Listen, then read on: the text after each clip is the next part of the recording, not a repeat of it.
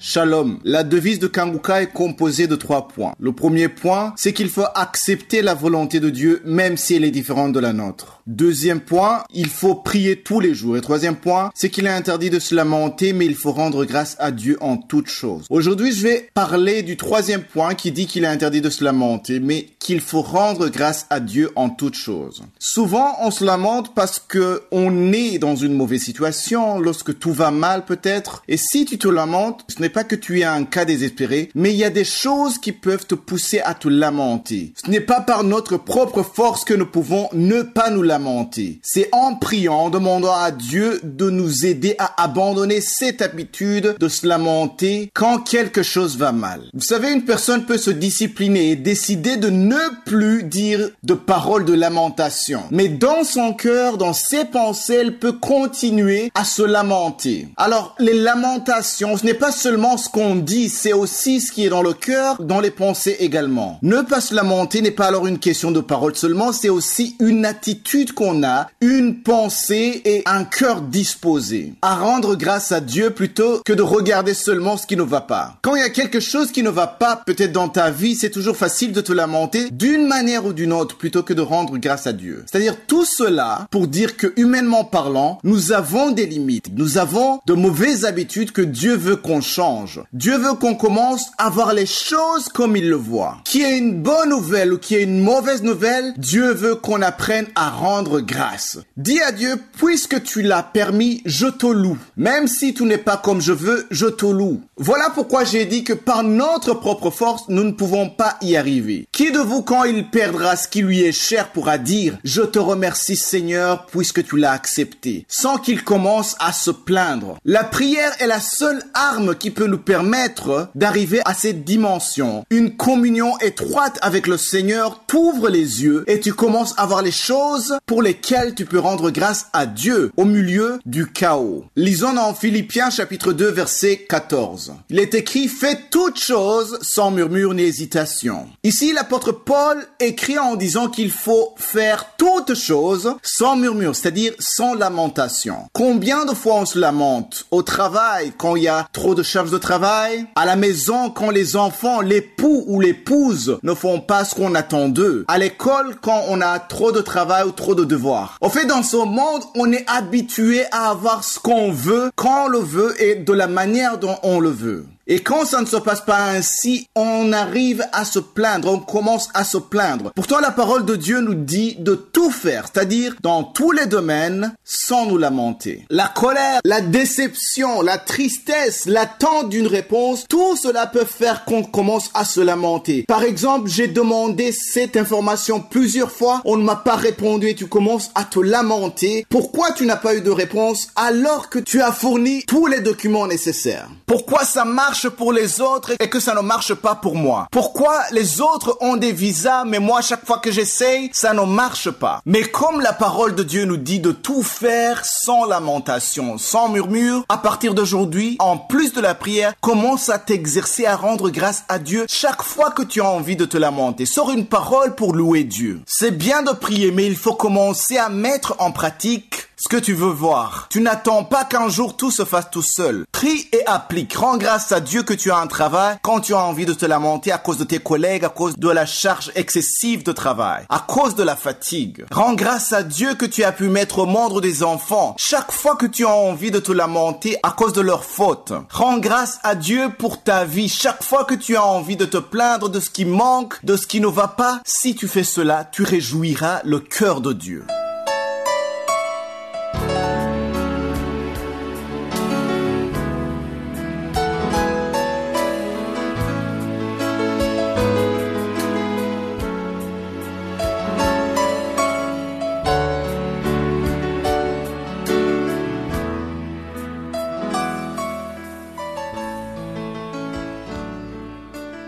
Nous sommes maintenant dans la deuxième partie, c'est-à-dire le moment de l'enseignement. Nous commençons un nouvel enseignement après avoir terminé les livres des Thessaloniciens. Nous avons étudié les 2 lettres que Paul a écrites à l'église de Thessaloniciens. Et comme vous le savez, chaque fois qu'on termine un livre de la Bible, on fait un enseignement normal et après on va retourner dans l'Ancien Testament parce que nous sommes donnés l'objectif de lire toute la Bible. J'aimerais que tous ceux qui me suivent dans Kanguka, vous parveniez à lire toute la Bible parce que la Bible c'est comme un testament. Dieu nous a donné un testament. Il y a beaucoup de richesses dans la Bible et c'est très important de lire toute la Bible. Aujourd'hui, nous commençons un nouvel enseignement que j'ai intitulé « Le Père de notre Seigneur ». Ça peut sonner un peu bizarre pour certains, mais c'est très important. Le Père de notre Seigneur. Beaucoup de chrétiens ignorent aujourd'hui le mot Père. J'ai entendu beaucoup de chrétiens qui discutaient, il y avait des débats. Il y a même un chrétien qui m'a dit que lui, il ne parlait plus du Père dans ses prières, il ne parlait plus de Dieu, il ne parle que de Jésus. Il demande à Jésus, il loue Jésus, il parle à Jésus, rien que Jésus. Il avançait que Jésus est Dieu. Et je suis d'accord que Jésus est Dieu. Ce n'est pas le but de cet enseignement. On va parler de la divinité de Jésus vers la fin, mais ce n'est pas le but de cet enseignement. Le but de cet enseignement est d'attirer votre attention sur le mot Père. Jésus utilisait beaucoup le mot Père. Il disait mon Père, je ne fais rien sans l'accord de mon Père. La volonté de mon Père. Quand ils ont enseigné la prière de notre Père, il a dit notre Père qui est aux cieux. Aujourd'hui, le mot Père n'a plus de valeur dans la prière de beaucoup d'enfants de Dieu. Et quand tu leur demandes pourquoi, ils disent que non, c'est le Nouveau Testament. Maintenant, c'est Jésus, on ne parle plus de Père. Et c'est pour cela que le Saint-Esprit m'a poussé à donner cet enseignement. Le but de cet enseignement, ce n'est pas de parler qui est Jésus, comme nous avons déjà vu qui est le Saint-Esprit. Je ne suis pas en train de parler du Père, du Fils et du Saint-Esprit. C'est pas ça, parce que j'ai déjà enseigné la définition du Saint-Esprit. Si tu n'as pas suivi cet enseignement, va dans les archives, va sur recherche et écris qui est le Saint-Esprit. J'ai pris assez de temps, je crois 2 mois à enseigner qui est le Saint-Esprit. Donc, dans cet enseignement, je ne vais pas parler du Saint-Esprit parce que j'ai déjà enseigné sur le Saint-Esprit. Je vais me concentrer sur la relation entre le Père et le Fils. Ce qui veut suivre l'enseignement qui est le Saint-Esprit, vous pouvez aller dans les archives. Ça a commencé le 18 mars 2024. Nous avons passé 2 mois et je ne parlais que du Saint-Esprit, qui est le Saint-Esprit. Donc maintenant, je ne parle pas de qui est Jésus, mais je parle de la relation entre le Père et le Fils. C'est très important parce que beaucoup de chrétiens prient en désordre. On ne sait pas. Je me souviens quand j'ai commencé la vie chrétienne, quand je me suis converti, il y a beaucoup d'années, je me demandais à qui est-ce que je parle. Est-ce que je parle au Père? Est-ce que je parle au Fils? Est-ce que je parle au Saint-Esprit? Donc il y avait la confusion. Donc c'est pour cela que je veux qu'on sache comment prier parce que même dans le Nouveau Testament, le mot Père est très important. Si vous lisez les lettres de Paul, il parle beaucoup du Père. Dans 2 Corinthiens, le 1er chapitre, le verset 3, il dit « Béni soit Dieu, le Père de notre Seigneur Jésus-Christ. » Il continue en disant « Le Père des miséricordes et le Dieu de toute consolation. » Pourquoi est-ce qu'il précise le Père de notre Seigneur Jésus-Christ? Il dit aussi le Père des miséricordes. Il pouvait dire seulement Dieu. Là, ça serait vague. Il voulait préciser de quel Dieu il parle. C'est le Père de notre Seigneur Jésus-Christ. Il y a des chrétiens, quand ils entendent ça, ils disent que tu n'as pas la révélation, tu es dépassé, tu ne connais pas qui est Jésus. Mais Paul connaissait qui est Jésus. Il écrivait dans le Nouveau Testament. Et Jésus était déjà ressuscité. Il était à la droite du Père dans les lieux célestes. Donc, s'il dit ça, ça devait attirer notre attention. Et ce n'est pas seulement aux Corinthiens qu'il dit ça. Il a dit ça dans beaucoup de livres. Même aux Éphésiens, si vous lisez le 1er chapitre, verset 3, il dit « Béni soit Dieu », la même chose. « Béni soit Dieu, le Père de notre Seigneur Jésus-Christ, qui nous a bénis de toutes sortes de bénédictions spirituelles dans les lieux célestes en Jésus-Christ. » Même aux Colossiens, on verra ça. Aux Philippiens, il parle du Père. Partout, il insistait en disant « Le Père de notre Seigneur Jésus-Christ ». Voilà pourquoi j'ai donné à cet enseignement le titre de Père de notre Seigneur Jésus-Christ. Dans cet enseignement, on verra comment prier. On commence à qui s'adresser. L'importance de reconnaître le Père, d'avoir cette révélation. Il n'y a que le Saint-Esprit qui peut nous aider à comprendre cela. Il y a beaucoup de dieux, mais il faut préciser de quel Dieu tu cherches. Est-ce que tu cherches n'importe quel Dieu? Quand on parle de je suis, j'aime parler de je suis. Et quand je parle de je suis, je parle du Dieu d'Abraham, d'Isaac et de Jacob. C'est la révélation que Dieu a donnée à Moïse. Il a dit que c'est valable de génération en génération. Même aujourd'hui, nous devons savoir le Dieu que nous prions et c'est mieux de le préciser dans tes prières. Et demain, je vous parlerai de la confusion que j'avais dans mes premiers jours dans le salut à cause des enseignements contradictoires qui créaient la confusion. Je voudrais t'encourager, toi qui es persécuté. Tu es sauvé, tu as accepté le Seigneur Jésus-Christ dans ta vie, mais tu vois que les persécutions n'arrêtent pas. Je vais peut-être t'étonner, mais il y a des choses que le salut n'enlève pas, comme la persécution. La raison est simple. Tu es désormais citoyen du ciel, vivant sur terre. Il est normal que ceux de la terre te persécutent, car tu cherches à plaire à Dieu, là où les autres cherchent à plaire leur chair. Tu te demandes pourquoi, même dans les bénédictions, dans l'exaucement de tes prières, tu y vois des persécutions. C'est-à-dire, au travail, même si tu as ce travail pour lequel tu as prié, il y a des persécutions. Tu as demandé un enfant, mais il y a des problèmes. C'est-à-dire, des gens qui vont aller contre toi partout, des gens qui vont mentir à ton sujet, des personnes qui se moquent de toi, divulguent tes faiblesses et parlent contre ta famille. Il y a des choses ici-bas qui nous poussent à nous poser beaucoup de questions. Pourquoi tant de mal? Pourquoi tant de haine alors que tu n'as rien fait? Pourquoi tant de jalousie alors que tu essaies de bien te comporter avec ces personnes? Pourquoi tant d'efforts pour te faire tant de mal? S'il y a un mot, quand il commence une phrase, ne reçoit pas toujours une réponse, c'est bien le mot pourquoi. On se pose souvent tellement de questions à cause de la fatigue, à cause de la tristesse, à cause du désespoir. Pourquoi, mais on n'a pas de réponse. J'ai une parole pour toi aujourd'hui pour t'encourager. Ça se trouve dans 2 Corinthiens, chapitre 12, verset 10.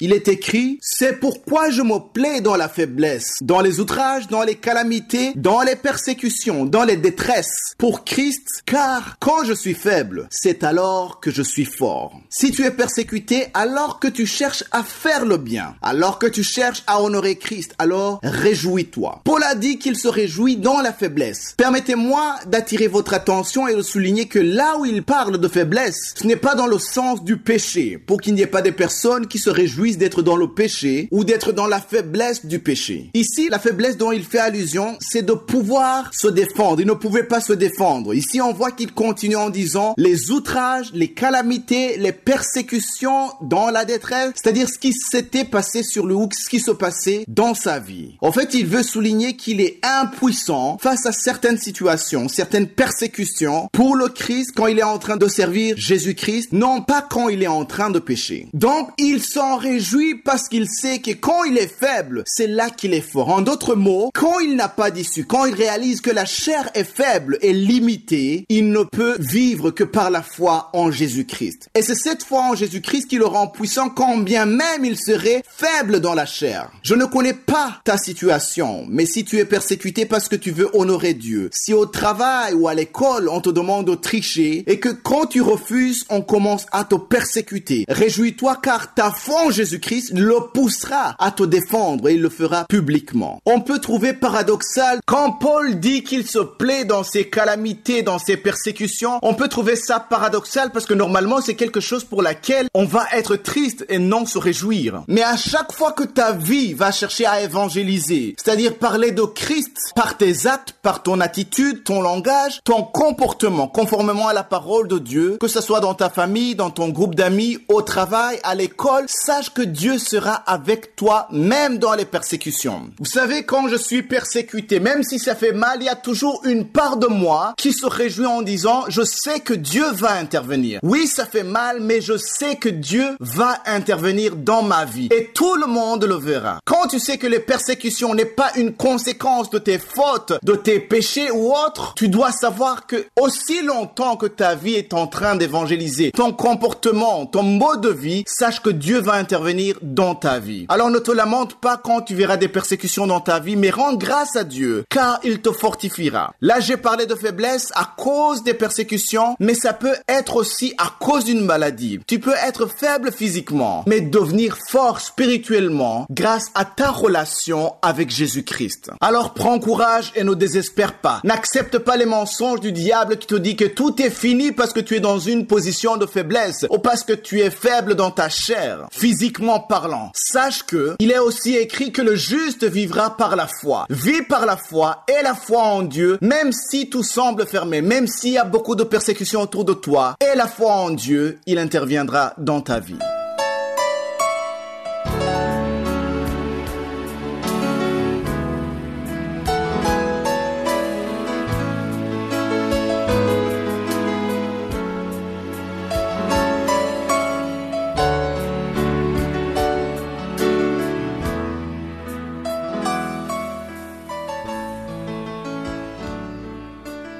Nous sommes maintenant dans le moment réservé à l'enseignement. Nous continuons avec l'enseignement que j'ai commencé hier. C'est un enseignement que j'ai intitulé « Le Père de notre Seigneur ». C'est très important d'avoir la révélation du Père. Parce qu'aujourd'hui, on ne parle plus du Père. Même dans les chansons, on ne parle plus du Père. Dans les prières, on ne parle plus du Père. C'est vrai que Jésus, c'est le centre de tout. Jésus, c'est la fondation. Et je veux que vous compreniez bien, je suis pour la divinité de Jésus. Je ne suis pas contre que Jésus est Dieu. Parce que la parole de Dieu dit qu'en lui était la plénitude de la divinité. Donc le problème n'est pas de comprendre si Jésus est Dieu ou pas, mais c'est de comprendre la relation entre le Fils et le Père, entre Jésus et le Père. Je vous ai dit que je ne vais pas parler du Saint-Esprit dans cet enseignement parce que j'ai pris assez de temps pour parler du Saint-Esprit. C'est un enseignement que j'ai appelé « Qui est le Saint-Esprit ?» Vous pouvez voir ça dans les archives. Dans les archives, vous trouverez cet enseignement le 18 mars 2024, l'année passée, ou cliquez sur « Recherche », écrivez « Qui est le Saint-Esprit ?» Donc dans cet enseignement, je vais juste parler de la relation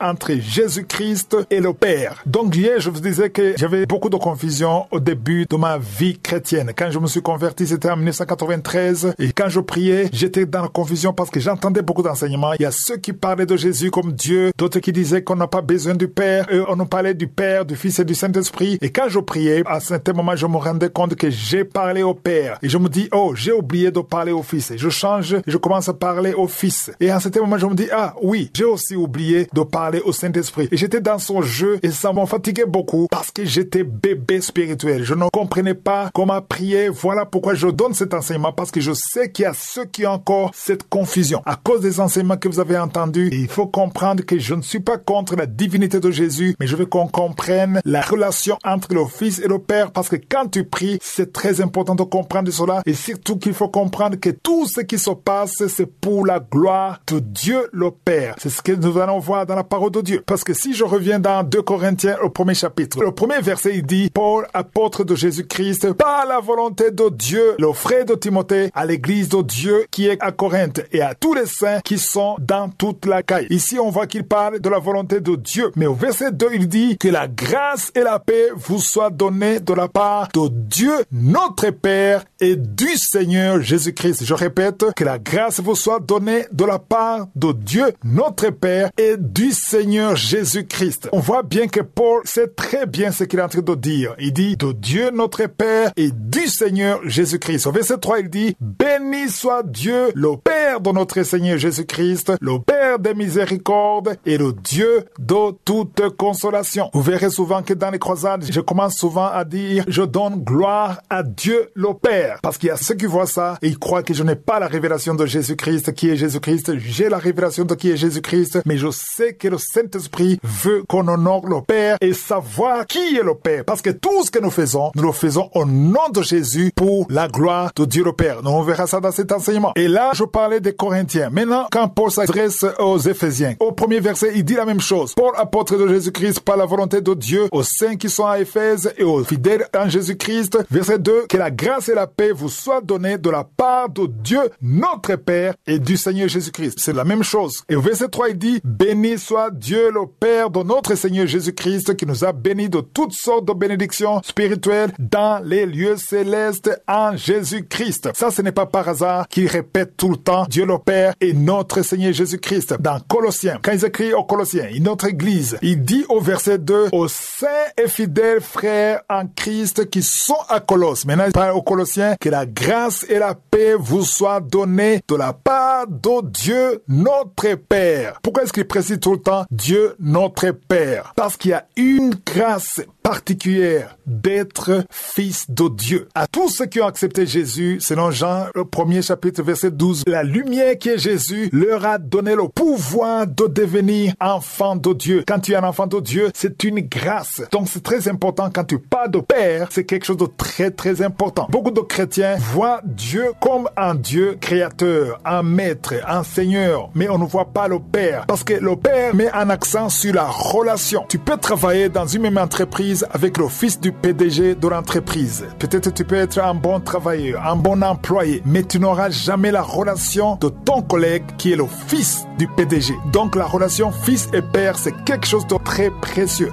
Shalom. Les paroles, les versets que je vous donne tous les mercredis pour préparer la journée, vous pouvez les utiliser tous les jours. Ce ne sont pas des versets qui sont destinés que pour le mercredi seulement, mais pour tous les jours. Chaque chrétien doit préparer sa journée. Je veux que cela soit une habitude pour ceux qui suivent Kanguka. En tout cas, pour ceux qui n'avaient pas encore ce réflexe de préparer la journée, que ça puisse devenir quelque chose qui fait partie de vous. Vous savez, quand tu as faim, soif, tu n'as pas besoin que quelqu'un vienne te rappeler qu'il faut manger tous les jours ou qu'il faut boire tous les jours. Ça fait partie de toi, c'est naturel. J'ai déjà entendu des gens qui disent qu'ils n'aiment pas manger, qu'ils peuvent même passer des heures et des heures sans manger. Non pas qu'ils n'ont pas de nourriture ou d'eau ou quelque chose à boire, mais parce que ce n'est pas un réflexe chez eux. Qui disent qu'on doit leur rappeler qu'il faut manger parce que quand ils sont en train de travailler, quand ils sont occupés, ils ne se rappellent pas de manger, ils oublient. Mais humainement parlant, je ne pense pas qu'on puisse oublier de manger un jour, 2 jours, 3 jours parce qu'on est occupé. Le corps ne va pas te permettre cela. Là, je parle des gens qui ont quelque chose à manger, qui ont tout ce qu'il faut. Ton corps va te faire savoir que tu as besoin de manger. C'est un besoin vital. La préparation de la journée est à la portée de tout le monde. C'est-à-dire, tout le monde peut prier, peut préparer la journée. Elle doit devenir alors naturelle, tout comme le fait de manger ou de boire. Pour y arriver, tu dois méditer sur certaines paroles et marcher selon elles le long de ta journée. Aujourd'hui, je voudrais qu'on lise dans Matthieu chapitre 5, verset 14. Il est écrit, « Vous êtes la lumière du monde. Une ville située sur une montagne ne peut être cachée. » Nous vivons dans un monde rempli d'obscurité. Quand on parle d'obscurité, ce n'est pas que l'obscurité visible, mais on parle aussi des problèmes qu'il y a dans le monde, du manque de foi en Jésus-Christ, des péchés, etc. Les seules personnes qui font qu'il y ait de la lumière dans le monde, ce sont les personnes qui ont accepté Jésus-Christ dans leur vie. Toutes les personnes qui ont la foi en Jésus-Christ, qui est mort et ressuscité, ce sont les personnes qui apportent de la lumière dans ce monde obscur. Si tu es parmi ces personnes, Jésus te dit que tu es la lumière du monde. Il y a des gens qui se sous-estiment, pensent qu'ils n'ont pas de talent, de don, se comparent selon le physique, les compétences physiques et intellectuelles, selon les diplômes, mais ce n'est pas tout cela qui font que tu aies de la valeur. Un athlète, par exemple, même si c'est un champion olympique, n'aura pas de valeur si, à l'université, on a besoin d'un professeur pour enseigner les mathématiques, car ce n'est pas son domaine. Un médecin n'aura pas forcément de valeur si on cherche un expert en agriculture parce que c'est pas son domaine. Donc si on regarde que les compétences, la valeur d'une personne dépendra si elle est dans son domaine ou pas. Mais le salut donne de la valeur peu importe ton domaine, peu importe qu'on ait des compétences ou pas. Si tu as reçu Jésus-Christ dans ta vie comme Seigneur et Sauveur, tu as de la valeur. Tu es une lumière dans son monde plein d'obscurité. Si tu écoutes cette émission le matin, sache que partout où tu iras, tu es la lumière du monde. Cela veut dire que tu vas éclairer partout où tu passeras. Si tu vas à l'école ou au travail, tu seras la lumière parmi tes collègues. Si tu restes à la maison, tu seras même une lumière pour ceux qui viendront te rendre visite. Qu'est-ce que ça veut dire alors la lumière? La lumière sont les bonnes paroles que tu prononces. C'est le bon comportement. C'est l'amour que tu démontres. C'est le pardon que tu donnes. Ce sont les fruits du Saint-Esprit. Tu ne peux pas être une lumière si tu te lamentes tout le temps. Si tu dis chaque fois de mauvaises paroles, des gros mots, des insultes, si tu te comportes mal avec les autres, on ne peut pas dire que tu es une lumière. C'est pour cela qu'en préparant ta journée, sache que tu es une lumière. Alors, pour que tu sois vraiment une lumière pour les autres, prie et demande à Dieu de pouvoir t'aider afin d'éclairer partout où tu vas passer, que ce soit dans les conversations avec tes collègues, avec les personnes que tu vas rencontrer, sois une lumière pour ces personnes-là. Que Dieu t'aide à rester conscient de ton identité. Au lieu de te sous-estimer, sache que tu as quelque chose à apporter dans ta famille, parmi tes amis, parmi tes collègues, car tu es la lumière du monde. Demande à Dieu de te permettre de briller au milieu de l'obscurité aujourd'hui.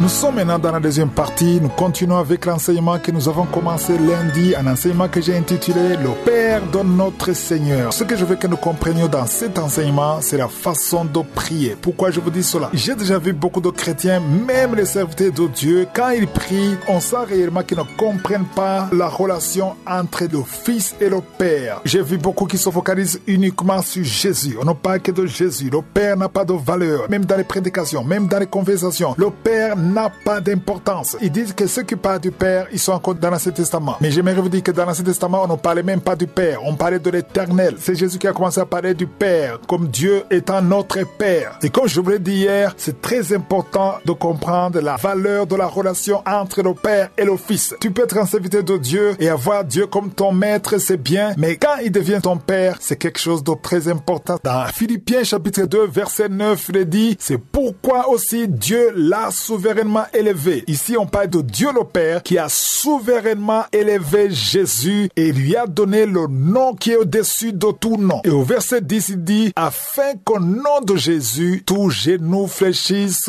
dans les cieux, sur la terre et sous la terre. Je vais attirer votre attention au verset 11. Il est dit, et que toute langue confesse que Jésus-Christ est Seigneur à la gloire de Dieu le Père. Je le répète, que toute langue confesse que Jésus-Christ est Seigneur à la gloire de Dieu le Père. Donc tout ce que nous faisons, c'est ce qu'on verra dans cet enseignement, tout ce que nous faisons, la prière, les demandes, la louange, l'adoration, tout ce que nous faisons ici sur la terre en tant qu'enfants de Dieu, nous le faisons pour la gloire de Dieu le Père en Jésus-Christ. Tout ce que tu fais sera fait en Jésus-Christ à la gloire de Dieu le Père. Ça, c'est très important. La parole de Dieu dit que Jésus-Christ est le souverain sacrificateur. Dans Hébreux 7, 25, il intercède pour nous. On verra ça. Il intercède pour les saints. Jésus prend les louanges, il prend les adorations, il prend les prières, il prend les requêtes et il les présente parfaitement devant Dieu le Père. C'est ça le rôle du souverain sacrificateur. C'est pour cela qu'on dit que toute langue doit confesser que Jésus-Christ est Seigneur à la gloire de Dieu le Père. Donc ça dit que c'est très important d'attirer l'attention sur le Père. Jésus parlait tellement du Père quand il était sur la terre, quand il était avec les disciples, il parlait tout le temps du Père. À un certain moment, Philippe lui a posé la question. On voit ça dans Jean 14, verset 8. Philippe lui a demandé, Seigneur, montre-nous le Père et cela nous suffit. Pourquoi il a posé cette question? Parce que Jésus parlait du Père tout le temps. Donc, ils ont compris que le Père est quelqu'un de très important. Et Philippe a dit, montre-nous le Père, ça nous suffit. Au verset 9, Jésus a dit, il y a si longtemps que je suis avec vous et tu ne m'as pas connu. Philippe, c'est lui qui m'a vu, a vu le Père. Comment dis-tu, montre-nous le Père? Ça, c'est très important. Jésus lui dit, quand tu me vois, tu vois le Père. Ne me demande pas de voir le Père parce que quand tu me vois Jésus, tu vois le Père. Au verset 10, il dit, ne crois-tu pas que je suis dans le Père et que le Père est en moi? Les paroles que je vous dis, je ne les dis pas pour moi et le Père qui demeure en moi, c'est lui qui fait les œuvres. Donc, on voit Jésus, mais c'est le Père qui est en lui qui fait les œuvres. Voilà pourquoi tout ce que Jésus faisait, c'était pour la gloire du Père qui était en lui et qui faisait les œuvres. Donc, c'est ça qu'il faut comprendre, l'importance du Père dans toutes les actions que nous faisons. Et nous savons que Jésus a été révélé. Il y avait beaucoup de prophéties que Jésus allait venir, allait naître. En fait, il n'a pas commencé le jour de sa naissance. On verra ça. Jésus était là bien avant. Jésus n'a pas de commencement. On verra ça. Il était avant la création d'Adam et Ève. On voit la prophétie d'Ésaïe. 6 siècles avant sa naissance, le prophète Ésaïe avait prophétisé. Ésaïe 9, verset 6. Dans cette version, c'est le verset 5. Ésaïe 9, verset 6, le prophète Ésaïe a dit, un enfant nous est né, un fils nous est donné. Ça, c'est très important. C'était pas par hasard qu'il a dit ça. Il a dit, un enfant nous est né, mais un fils nous est donné. C'est ce que je vais continuer à enseigner demain, parce qu'il faut que nous comprenions qu'il y a une différence entre un enfant et un fils. C'est un enfant qui nous est né, mais c'est un fils qui nous est donné. Il y a une grande différence entre un enfant et un fils. La parole de Dieu dit que les hommes seront égoïstes. Le verset est tiré de Romains 12, verset 15. Là où Paul a écrit, réjouissez-vous avec ceux qui se réjouissent et pleurez avec ceux qui pleurent. Ce n'est pas quelque chose qu'on doit imiter mécaniquement, mais c'est quelque chose qui vient de l'amour. L'amour vient du cœur, la façon dont tu vois les autres. Comment est-ce que tu vois les autres? La parole de Dieu veut que tu sois transformé et que tu changes de mentalité. Tu ne peux pas souffrir avec ceux qui souffrent ou te réjouir avec ceux qui se réjouissent si tu n'as pas changé de mentalité. Dans les derniers jours, les hommes aiment plus l'argent, les gens ne s'aiment pas, il y a plus de l'amour, il y a de l'égoïsme et ça se voit. Je vous donne un exemple. Il y a à peu près plus de 10 ans, il y a une maman qui est décédée et j'ai téléphoné à un homme que je connaissais qui travaillait avec la même dame, ils se connaissaient. Et je l'ai informé. Je l'ai informé que telle est morte. Et sa réaction m'a surpris. Au lieu de manifester de la compassion, de la douleur d'apprendre une mauvaise nouvelle, sa réaction était « Oh mon Dieu, où est-ce que je vais trouver la contribution ?» Dans notre pays, si quelqu'un est décédé, on donne la contribution pour pouvoir couvrir l'enterrement et tous les frais. Et il a commencé à penser à haute voix. Je l'écoutais sur le téléphone à haute voix et se demandait où est-ce qu'il va trouver l'argent pour contribuer. C'était ça son souci. Que la dame était morte, c'était pas son souci. Le souci était d'avoir l'argent pour contribuer parce qu'il se disait que s'il ne contribue pas, lui aussi, quand il mourra, il perdra quelqu'un, personne ne va contribuer. Donc c'est là où nous allons. Le monde est devenu tellement matérialiste et ça, ce n'est pas seulement les païens qui font ça, même dans l'église, ceux qui sont appelés enfants de Dieu. Nous devons être changés, nous devons montrer l'exemple, nous devons montrer un bon modèle à ceux qui ne sont pas encore sauvés. C'est ça le but de cet enseignement, que la mentalité change, qu'on partage l'amour, parce qu'il y a l'amour qui manque dans l'église. Aujourd'hui, la mort est devenue quelque chose de très normal. C'est peut-être parce que la population a augmenté dans le monde que mourir, c'est devenu quelque chose de tout à fait normal. Tu peux perdre un être très cher et en moins de 12 heures, quelqu'un t'appelle et il trouve que c'est normal. Tu informes quelqu'un que tu as perdu quelqu'un de très proche et c'est tout à fait normal et la vie continue et ce n'est pas comme à l'époque. À l'époque, tu sentais vraiment que les gens étaient compatissants, ils venaient t'encourager et vous n'avez pas l'idée de combien la personne qui a perdu un être très cher a besoin d'être encouragée. Parce que c'est le moment de la vulnérabilité. Le diable en profite. Il y a ceux qui dépriment, il y a ceux qui se suicident, il y a ceux qui abandonnent le salut. C'est un moment très dangereux où le frère ou la sœur a besoin d'un encouragement. Jeudi dernier, j'ai terminé en vous disant que pour arriver au stade où tu peux te réjouir avec ceux qui se réjouissent ou souffrir avec ceux qui souffrent, il faut d'abord avoir la révélation du nouveau commandement selon Jésus. Dans Jean 13, verset 34-35, Jésus nous a donné un nouveau commandement. Il a dit, je vous donne un nouveau commandement, aimez-vous les uns les autres comme je vous ai aimé. Vous aussi, aimez-vous les uns les autres. À ceci, tous connaîtront que vous êtes mes disciples si vous avez de l'amour les uns pour les autres. L'amour, la charité, on n'en parle plus aujourd'hui dans les églises. On parle des choses spirituelles. Il y a les compétitions de parler en langue. On parle de vision, on parle de délivrance. Mais l'amour, c'est la fondation de l'église. C'est l'identité de Christ. Il a dit, si vous vous aimez entre vous, on saura que vous êtes mes disciples. Revenons maintenant à notre enseignement que j'ai commencé jeudi dernier. Réjouissez-vous avec ceux qui se réjouissent. Et je vais être clair. Je ne dis pas que si vous allez dans un deuil, vous allez vous forcer pour pleurer ou faire semblant de pleurer ou faire semblant de souffrir. C'est pas ça. Je veux que la mentalité change, que vous compreniez. Mettez-vous à la place de la personne. Essayez de vous demander si c'était vous à sa place. Je me souviens lorsque j'ai perdu ma mère. C'était en 1995. J'étais né de nouveau. Ça faisait 2 ans que j'étais né de nouveau. Et en moins de 24 heures, bien sûr, dans notre culture, il y a des amis qui viennent t'encourager. En moins de 24 heures, il y a une sœur en Christ qui est venue et sa réaction m'a vraiment choqué. Elle m'a vu, elle a commencé à sourire, comme si de rien n'était. Et elle me dit, toi, je sais que tu es fort. Je suis sûr que tu peux gérer ça. Je m'inquiète même pas pour toi. Et ça m'a vraiment choqué. Je n'ai jamais oublié ça parce que je me disais, elle ne comprend rien. Elle ne sait pas combien mon cœur est en train de saigner. Tu ne peux pas t'imaginer combien la personne souffre si tu ne sais pas de te mettre à sa place. C'est ça la mentalité qui doit changer. Dans Marc 12, verset 28, un des scribes a posé une question très importante à Jésus. Il a dit, quel est le premier de tous les commandements? Ça, c'est une question très importante et si tu ne comprends pas ça, ça sera très difficile pour toi de te réjouir avec ceux qui se réjouissent ou souffrir avec ceux qui souffrent. Si je suis le vœu, je vais continuer à en parler jeudi prochain.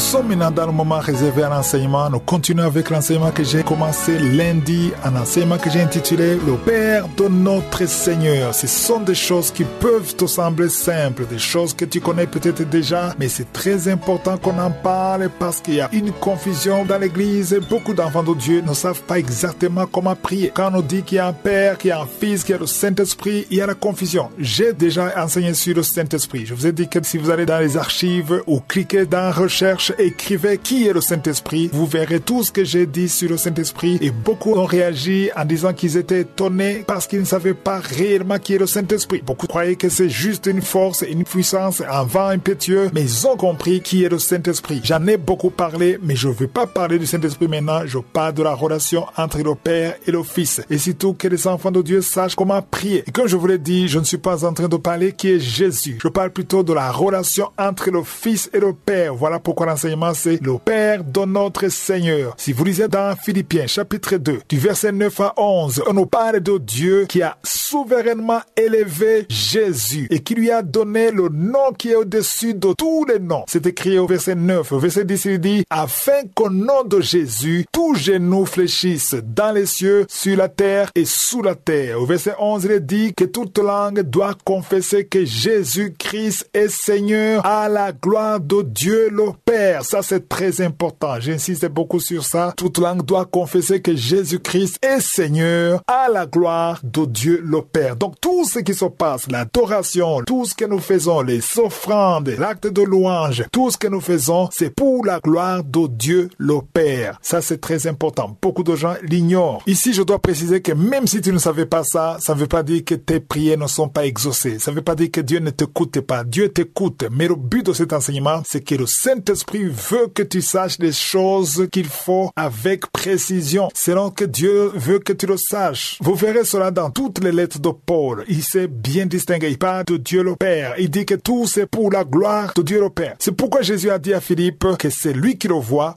aussi le Père. Ça, on va revenir. Je vais beaucoup parler sur ça et il faut qu'on sache que Jésus n'a pas existé le jour où il était conçu dans le sein de Marie. Et ça, tu me diras que tout le monde le sait, mais je te dis qu'il y a ceux qui ne le savaient pas, qui croient que Jésus a commencé le jour où il était dans le sein de Marie. Hier, j'ai terminé en vous montrant dans Ésaïe 9 comment le prophète Ésaïe avait prophétisé la venue de Jésus 6 siècles avant. Et dans cet enseignement, on verra que Jésus existait bien longtemps avant qu'Adam et Ève soient créés. Il était là et c'est lui qui a tout créé, les choses visibles et invisibles, et il s'est proclamé lui-même Alpha et Oméga. C'est-à-dire qu'il n'a pas de commencement et il n'a pas de fin. Avant de commencer cet enseignement, j'ai posé une question à mon enfant. Je lui ai dit, quand est-ce que Jésus est né? Il m'a répondu en disant, il est né le 25 décembre. Je lui ai dit que le 25 décembre, d'abord, c'est faux. La date est fausse. C'est parce que lui, il croyait que le 25 décembre, c'est le jour où Jésus est né. D'abord, il n'est pas né le 25 décembre. Et Jésus, quand il est né, ce n'est pas le jour où il a commencé. C'est-à-dire que c'est le jour où il est venu sur la terre. Mais il existait bien avant. Ça, c'est très important. Donc, dans Ésaïe 9, verset 6, si vous avez lu Ésaïe 9, verset 6, dans d'autres versions, c'est le verset 5, il dit, un enfant nous est né et un fils nous est donné. Deux choses différentes. Ici, on parle d'un enfant et d'un fils. Il y a une différence entre un enfant et un fils. Un enfant est encore immature, mais un fils, c'est celui qui peut hériter. Un enfant n'hérite pas, c'est le fils qui hérite. Les images que vous voyez dans certaines doctrines, quand vous voyez une mère avec un bébé, on dit que le bébé c'est Jésus, ça c'est l'ignorance. Le Jésus qui a sauvé le monde, ce n'est pas l'enfant, mais c'est le fils. C'est pour cela qu'il a commencé son ministère à 30 ans, parce qu'il fallait qu'il grandisse et qu'il devienne un homme. Et avant de terminer l'exhortation d'aujourd'hui, j'aimerais vous montrer ce que Ésaïe a dit sur Jésus au verset 6. Ésaïe 9, verset 6, il a dit, un enfant nous est né, un fils nous est donné, et la domination reposera sur son épaule. On l'appellera admirable, conseiller, Dieu puissant, Père éternel, prince de la paix. Alors là, on voit que ce n'est pas un simple enfant, c'est quelqu'un de spécial, parce qu'on dit que toute la domination reposera sur son épaule, et on l'appellera admirable, conseiller, Dieu puissant, Père éternel, prince de la paix. Cela change la façon dont beaucoup d'entre nous voient Jésus. Chaque chose a une fin, ta vie a une fin. Comment est-ce que tu termineras cette vie ici sur terre? C'est très important d'en parler parce que chaque chose a un commencement et une fin. Dans l'athlétisme, par exemple, prenons l'exemple de marathon, c'est 42 km. Quand ils commencent, ils sont entassés, ils courent tous ensemble, mais avec le temps, ils commencent à se séparer et quand ils arrivent arrivent, ils n'arrivent pas tous en même temps. Il y a ceux qui n'arrivent pas à terminer toute la course. Il y a ceux qui abandonnent au cours du chemin, mais tous ne peuvent pas arriver en même temps. Il y a toujours 3 médailles. Il y a la médaille d'or, la médaille d'argent et la médaille de bronze. Ils ne peuvent pas tous avoir la médaille d'or. Il y a une seule personne parmi tout le groupe. Il y a une seule personne qui aura la médaille d'or. Donc c'est pas tout le monde qui arrive. Toi qui m'écoutes, je te souhaite d'arriver à la fin avec Jésus dans ton cœur. Parce que comment est-ce que tu vas terminer la course? C'est ça qui est très important. Dans Ecclésiaste chapitre 7, verset 8, il est dit, mieux vaut la fin d'une chose que son commencement. Ce qui compte, ce n'est pas comment tu as commencé la vie. Ce n'est pas ce que tu es aujourd'hui. Ce qui est très important, c'est comment est-ce que tu vas terminer cette course. Parce que nous sommes ici tous dans une course. Et nous allons tous terminer la course. Comment est-ce que nous allons terminer la course? Quand tu termineras cette course, est-ce que tu iras au ciel? Tu iras au paradis? Ou bien tu iras en enfer? Comment est-ce que tu vas terminer? La bonne fin, c'est terminer avec Jésus dans son cœur. Quand tu termines étant né de nouveau, étant une nouvelle créature, c'est la meilleure fin que je peux souhaiter à tous ceux qui m'écoutent maintenant. Je connais beaucoup de chrétiens qui ont bien commencé, qui ont servi le Seigneur, qui ont amené des âmes à Christ, mais qui ont mal terminé. Je connais même ceux qui sont morts dans le péché alors qu'ils ont bien commencé. Avant, ils prêchaient. Avant, ils étaient remplis du Saint-Esprit, mais ils ont mal terminé. Est-ce que tu as bien commencé? Si tu as bien commencé, il faut rester dans le Seigneur et bien terminer. C'est ça qui est très important. Toute personne qui m'écoute maintenant aura une fin. La fin dont je parle ici, c'est le temps dans lequel tu seras quand tu mourras. Est-ce que ton nom sera écrit dans le livre de la vie le jour où tu quitteras ce corps? Parce que le corps dans lequel tu vis, tu vas quitter ce corps. Que tu le veuilles ou pas, tu vas quitter ce corps. Mais ce qui est important, ce n'est pas de quitter le corps, parce que tout le monde quittera ce corps. Parce que ce corps est périssable. Ça va pourrir. C'est la chair et le sang. La Bible dit que la chair et le sang n'hériteront pas du royaume des cieux. Tu vas sortir de ce corps. Mais la question est de savoir dans quel état tu seras quand tu sortiras de ce corps. Un jour, tu mourras. Et quand tu mourras, quelle sera la suite? J'ai vu des gens qui refusent de croire, d'accepter Jésus parce qu'ils aiment le monde. Ils sont attachés au monde. Ils aiment le plaisir de son monde. Ils veulent satisfaire la chair, faire tout ce que la chair demande. Certains sont liés par la fornication, d'autres par l'alcool, d'autres par l'adultère. Ils ne veulent pas abandonner les plaisirs de son monde. Et certains, ils sont ignorants, ils ne connaissent pas la parole, ils ne connaissent pas la vérité, mais d'autres connaissent la vérité. Je connais ceux qui connaissent la vérité, mais qui sont dans le monde, qui se plaisent dans le monde. Je connais aussi ceux qui ont eu l'occasion de se repentir avant de mourir. C'est-à-dire qu'ils savaient la vérité, ils étaient dans le monde, ils se plaisaient dans le plaisir, et juste avant de mourir, ils ont eu l'occasion d'être hospitalisés, de voir que c'est la fin de leur vie, et ils ont bien préparé leur fin. C'est-à-dire qu'ils ont eu l'occasion de se repentir, de se préparer, d'accepter Jésus, d'être lavés, purifiés par le sang de Jésus. Mais combien de gens ont cette opportunité? Très peu de gens ont cette opportunité. Ce que les autres appellent chance. C'est une opportunité qui n'est pas donnée à tout le monde. Parce que tu ne sais pas la fin de ta vie. Tu ne sais pas comment tu mourras. Tu ne sais pas si tu auras l'occasion, l'opportunité de te préparer. Toi qui connais la vérité, c'est le moment de t'engager une fois pour toutes. Tu dois être préparé parce que tu ne connais pas le jour que Jésus viendra ou le jour que tu quitteras ce corps. À ceux qui disent j'aurai le temps de me repentir plus tard, tu n'en sais rien. Seul Dieu connaît ta fin. Voilà pourquoi il faut être préparé à tout moment parce que tu peux partir à tout moment. Je ne te souhaite pas de quitter cette vie maintenant, mais je te souhaite d'être préparé à tout moment. Si tu n'as pas la certitude d'aller au ciel, tu n'es pas sûr si tu meurs que tu iras au ciel. C'est le moment d'être préparé. Parce qu'il y a des gens qui te posent la question, est-ce que tu es sûr que si tu meurs aujourd'hui, tu vas au ciel? Il y a beaucoup qui disent, je ne sais pas, c'est Dieu qui connaît. Mais normalement, un enfant de Dieu qui est né de nouveau, qui a accepté Jésus, il doit être sûr. Parce que la foi, c'est une assurance. Tu ne dois pas douter. Tu dois être ferme, être sûr. Parce que ce ne sont pas tes œuvres qui vont te sauver, mais c'est le sang de Jésus, c'est l'œuvre de la croix. Vous qui m'écoutez, qui vivez ensemble comme couple, il y a beaucoup qui m'écoutent, mais je rends grâce à Dieu pour ceux qui ont changé. Il y a des couples qui se sont séparés après avoir entendu ces messages et qui se sont repentis, qui ont tout régularisé et après ils se sont remis ensemble. Toi qui es lié par l'ivrognerie, le mensonge, tous les péchés doivent être effacés à travers le sang de Jésus. Mets-toi à genoux et accepte Jésus aujourd'hui et ton nom sera écrit dans le livre de la vie et tu auras une bonne fin. Abandonne la vie pécheresse. Ne reste pas dans cette vie de mensonge, de escroquerie. Jésus a besoin de toi. Si tu veux l'assistance d'un serviteur de Dieu, tu peux appeler sur WhatsApp au plus 257 76 57 79 65.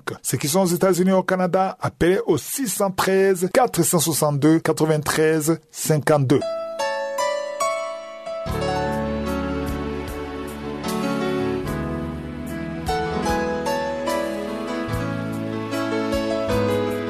Nous sommes maintenant dans la deuxième partie, c'est-à-dire le moment de l'enseignement. Nous continuons avec l'enseignement que j'ai commencé lundi de la semaine passée. Le nom de l'enseignement, c'est le Père de notre Seigneur. Si tu es nouveau dans Kangoka, c'est mieux de commencer depuis lundi dernier pour pouvoir écouter tout ce que j'ai déjà dit. Et je vous ai dit que j'insiste sur la relation entre le Fils et le Père. Et nous avons compris que tout ce qui se passe, tout ce que nous faisons ici, c'est pour la gloire de Dieu le Père. Beaucoup n'accordent pas beaucoup d'importance au nom du Père, même si Jésus nous a enseigné la prière de notre Père que certains répètent textuellement tel que Jésus l'a dit, mais c'était un modèle que Jésus nous donnait pour nous enseigner comment prier. Ainsi, dans cet enseignement, j'aimerais que nous comprenions que tout ce que nous faisons ici doit contribuer à la gloire de Dieu le Père. Voilà pourquoi dans beaucoup de lettres, Paul commence en disant « Béni soit notre Dieu, le Père de notre Seigneur Jésus-Christ ». Certains ne comprennent même pas pourquoi Paul dit « Béni soit notre Dieu ». Notre Dieu doit être béni. Comment est-ce que tu peux bénir quelqu'un qui a tout ce dont il a besoin? Parce que beaucoup de chrétiens vont devant Dieu rien que pour être bénis. Mais il faut que nous apprenions comment bénir Dieu. Comment est-ce que tu peux bénir Dieu? Quand tu fais la volonté de Dieu, quand tu es soumis, quand tu obéis, quand tu adores, quand tu élèves l'action de grâce, tu es en train de bénir ton Créateur, ton Dieu. C'est pour ça que Jésus nous a dit de prier en disant « Notre Père qui es aux cieux, que ton nom soit sanctifié ». Quand tu sanctifies le nom de Dieu, tu es en train de le bénir. Hier, j'ai terminé en vous parlant d'Ésaïe, chapitre 9, verset 6. Dans d'autres versions, c'est verset 5.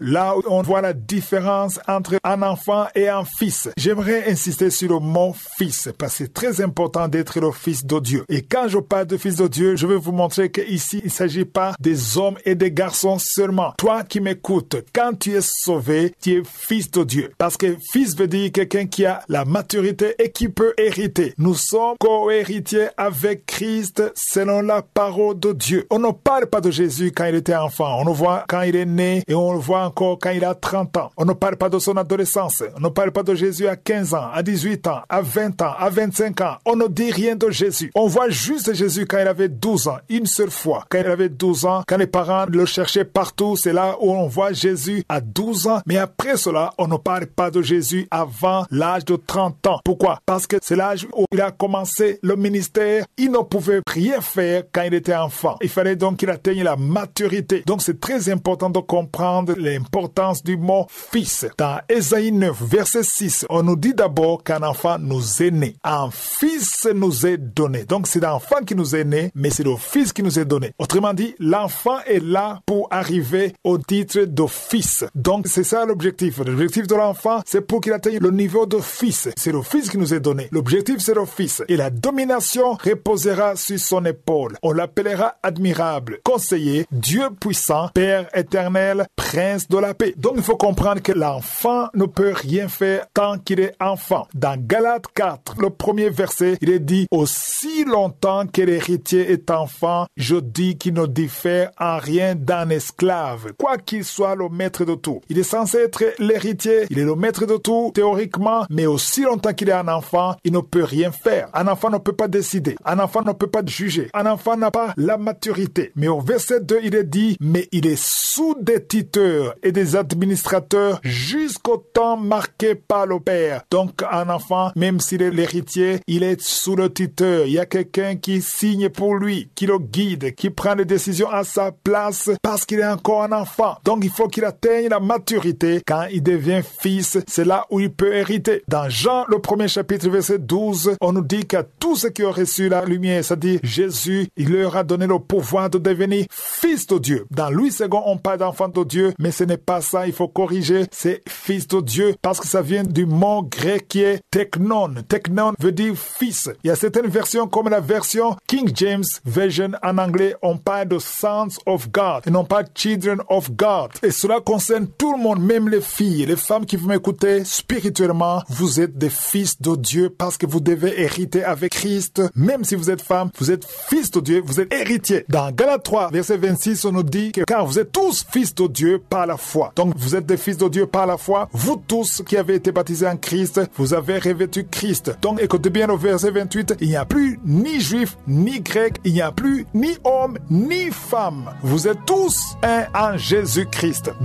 Deuxièmement, il faut prier tous les jours. Troisièmement, il est interdit de se lamenter, mais il faut rendre grâce à Dieu en toutes choses. Chaque lundi, je développe un point des 3 points qui composent la devise de Kangukai. Aujourd'hui, je vais parler du premier point qui dit qu'il faut accepter la volonté de Dieu, même si elle est différente de la tienne. Je vais commencer par cet exemple. Imagine une personne qui a mal à la tête, qui a des maux de tête. Et quand elle se rend chez le médecin, elle décrit ce qu'elle ressent et demande au médecin de lui prescrire un médicament qui fonctionne d'habitude sur elle. Mais le médecin, après l'avoir consulté, lui dit il faut qu'on t'opère. La volonté du patient, c'est d'avoir les médicaments qui fonctionnent, mais ne veut pas d'opération. Celle du médecin, c'est de l'opérer pour que ces maux de tête ne reviennent pas. Quand le patient prend les médicaments, les maux de tête reviennent quand même. Mais quand l'opération va avoir lieu, il sera totalement guéri. Souvent, nous agissons comme ce patient. Nous allons devant Dieu et nous lui disons ce qui serait bien pour nous. On lui décrit ce que nous voulons, ce que nous aimerions, et on dit des choses auxquelles nous sommes habitués et dans notre zone de confort. Des choses qui vont marcher selon nos expériences ou les expériences des autres. Et dans tout ça, on oublie ou on évite de demander la volonté de Dieu. On oublie de lui dire qu'est-ce que tu veux pour nous. Certes, comme le patient, on a peur des opérations. C'est un grand mot, une opération. Ça implique beaucoup. Il y a des volontés de Dieu qu'on fuit parce qu'ils sont comme une opération chirurgicale. Des volontés de Dieu qui vont nécessiter l'abandon de certaines habitudes, la séparation d'avec certaines personnes, l'abandon de certains lieux qu'on avait l'habitude de fréquenter. Cependant, laissez-moi vous rappeler le verset que la plupart de vous connaissez bien. C'est dans Jérémie chapitre 29, verset 11. Jérémie chapitre 29, verset 11, il est écrit « Car je connais les projets que j'ai formés sur vous, dit l'Éternel, projets de paix et non de malheur, afin de vous donner un avenir et de l'espérance. » Peu importe ce que Dieu veut pour ta vie, même si cela te fait mal, sache que c'est bon, c'est pour ton bien. Ce sont des projets de paix qu'il a pour toi. Tout comme l'opération peut faire mal au patient, mais lui donner une guérison de ses maux de tête de manière définitive. De même, il y a un parcours quand on suit la volonté de Dieu qui est comme une opération chirurgicale. Même quand tu suis la volonté de Dieu, je voudrais te dire que il y aura un moment, il y aura des fois où tu peux te poser des questions. En quoi ça,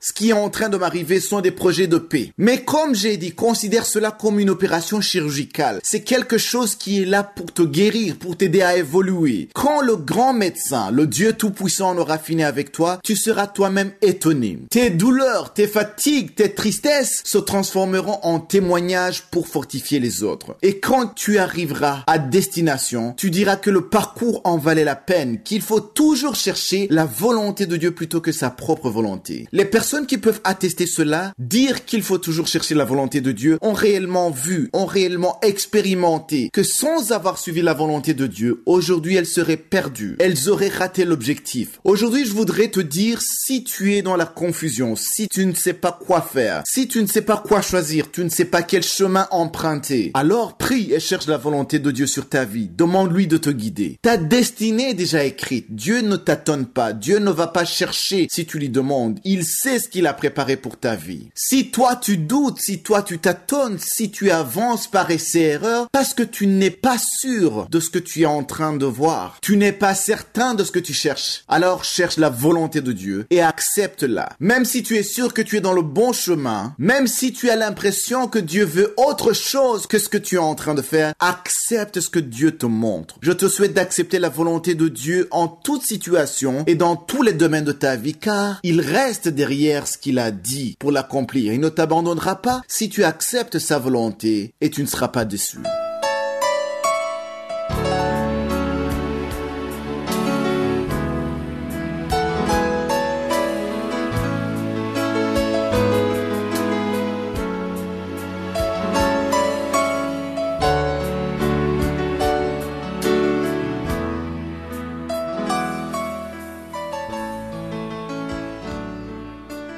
Nous Nous sommes maintenant dans la deuxième partie, c'est-à-dire le moment de l'enseignement. Nous allons continuer l'enseignement que j'ai commencé lundi de la semaine passée. L'enseignement a comme titre « Le Père de notre Seigneur ». Je vous ai expliqué que c'est très important qu'on comprenne la relation entre le Fils et le Père. Ça va nous aider beaucoup dans la prière. C'est vrai que même si tu ne pries pas comme il faut, Dieu voit ton cœur, mais c'est encore mieux de prier comme il est convenu, comme c'est dans la Bible. Ça a un grand impact dans la prière. Je vous ai montré et on verra encore plus de passages où Jésus montre l'importance de prier au nom de Jésus. Et quand il dit que celui qui le voit, voit le Père, c'est la question que Philippe lui a posée. Il lui a dit, celui qui me voit, voit le Père. Et le fait de prier au nom de Jésus, ça rend la prière efficace. Beaucoup de gens ne comprennent pas pourquoi le nom de Père. Le nom de Père n'a plus d'importance dans la prière, mais Jésus en parlait beaucoup. Dans les lettres de Paul, il y revenait beaucoup. C'est très important de comprendre ça. Jésus parlait tout le temps de son Père. Il disait, je peux demander à mon Père, il peut envoyer des légions d'anges.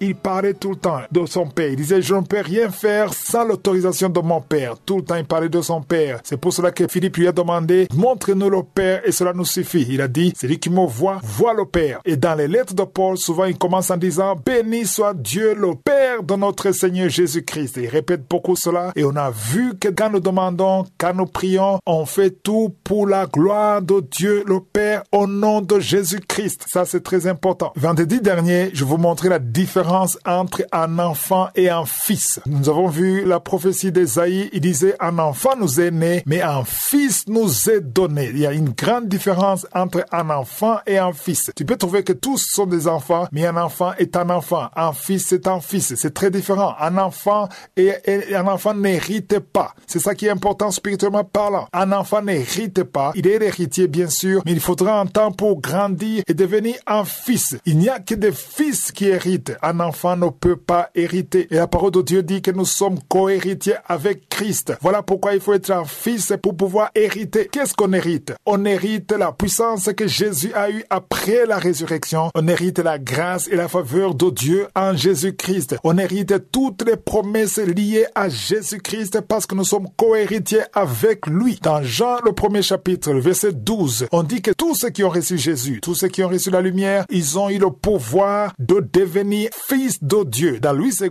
on dit qu'on a le pouvoir de devenir enfant de Dieu, mais j'aimerais corriger et vous dire que la version originale, ce n'est pas le français. La version originale, c'est le grec. Et dans le grec, on utilise le mot teknon. Teknon veut dire fils. T-E-K-N-O-N. Teknon, ça veut dire fils. Même dans d'autres versions, comme la version King James Version, on parle pas de children, on parle de sons. Donc, il y a une différence entre enfant et fils. Donc, si dans ta Bible c'est écrit enfant, il faut savoir que la version originale, ce n'est pas enfant. La version originale, c'est fils. J'insiste sur le mot fils parce que spirituellement parlant, ça a une grande importance. Dans Galates chapitre 4, du premier au deuxième verset, on dit qu'aussi longtemps que l'héritier est un enfant, je dis qu'il ne diffère en rien d'un esclave, quoi qu'il soit le maître de tout. Donc, un enfant qui est héritier, aussi longtemps qu'il est un enfant, il n'est pas différent d'un esclave. Même si celui qui est héritier, aussi longtemps qu'il est un enfant, il dépend des autres. Verset 2, il dit, il est sous des tuteurs et des administrateurs jusqu'au temps marqué par le Père. Donc, pour pouvoir hériter tout ce que Dieu nous a donné à travers Jésus, il faut être le fils de Dieu parce que c'est ça la bénédiction de fils de Dieu. Et quand je parle de fils de Dieu, ici, je parle de tout le monde. C'est-à-dire même les femmes et les filles. Spirituellement parlant, vous êtes des fils. Je vous l'ai toujours dit. Parfois, les femmes sont choquées quand je dis ça, mais il faut lire dans Galates 3, verset 26. Galates chapitre 3, verset 26, il est dit, vous êtes tous fils de Dieu par la foi en Jésus-Christ. Même les femmes, les filles, vous êtes tous fils de Dieu par la foi en Jésus-Christ. Donc, vous êtes héritiers. Parce qu'au verset 28, il est dit qu'il n'y a plus ni juif, ni grec, ni esclave, ni libre, ni homme, ni femme, car vous êtes tous en Jésus-Christ. Si vous êtes en Christ, vous êtes donc la postérité d'Abraham, héritier selon la promesse, sans considérer le genre, que vous soyez homme ou femme, spirituellement parlant, vous êtes héritier. Donc c'est important de savoir comment prier. Avant, je vous ai dit comment j'étais dans la confusion quand j'étais bébé spirituel. Je ne savais pas si je m'intéressais au Père. Et puis, parfois, je me demandais, est-ce qu'il faut maintenant m'intéresser au Fils ou au Saint-Esprit? Et aujourd'hui, à ceux qui ont encore cette confusion, ce qui ne veut pas dire que Dieu n'écoute pas, même si tu le fais un désordre, mais c'est encore mieux de savoir à à qui s'adresser, comment prier avec précision et ça rend la prière efficace. Dans l'attente d'une promesse de Dieu, dans l'attente de l'exaucement de tes prières, dans l'attente d'être guéri. Nous vivons dans un monde qui a tellement évolué, à tel point que beaucoup de choses se font de manière instantanée. Tu envoies un message et la personne qui est à l'autre bout du monde le reçoit instantanément. Cela affecte notre patience envers ce que Dieu a dit, ce qu'il a promis. Mais ce que je voudrais souligner aujourd'hui, c'est que dans ce monde, nous sommes habitués à croire ce qu'on voit, ce qu'on peut toucher, ce qu'on peut entendre de nos oreilles. Quand tu prends un crédit, tu ne peux pas juste donner ta parole que tu vas rembourser. Tu dois signer et accepter que si tu ne rembourses pas, la banque va saisir tes biens. Quand tu vas louer une maison, tu signes aussi, tu fais un contrat et vous faites un accord entre le propriétaire et le locataire que tu vas payer, qu'il y aura des choses que tu dois respecter. Tout cela sont des supports qu'on peut voir avec les yeux, qu'on peut toucher avec les mains. La preuve de leur existence est vérifiable physiquement. Ça ne relève pas du domaine de la foi. Alors cela a pour effet que même si on dit qu'on croit en Dieu, il arrive qu'on ait besoin de preuves. On veut d'abord voir, on veut une explication d'une manière ou d'une autre. Quand l'ange a parlé à Zacharie en lui disant qu'il allait avoir un enfant, comme son épouse Élisabeth était stérile, il a dit, mais comment cela se fera? Donc il s'est posé des questions parce qu'il ne comprenait pas. Souvent on oublie que notre Dieu est le créateur de toutes choses et que rien ne lui est impossible. Quand il nous dit quelque chose qui dépasse notre entendement, on devrait quand même lui faire confiance. Après tout, c'est Dieu qui le dit, il est capable de tout. Maintenant, peut-être que tu as eu la foi. Tu as eu foi, vraiment tu as cru, mais au lieu d'entendre de bonnes nouvelles, tu as entendu des découragements. Au lieu de voir ce qui t'encourage, tu as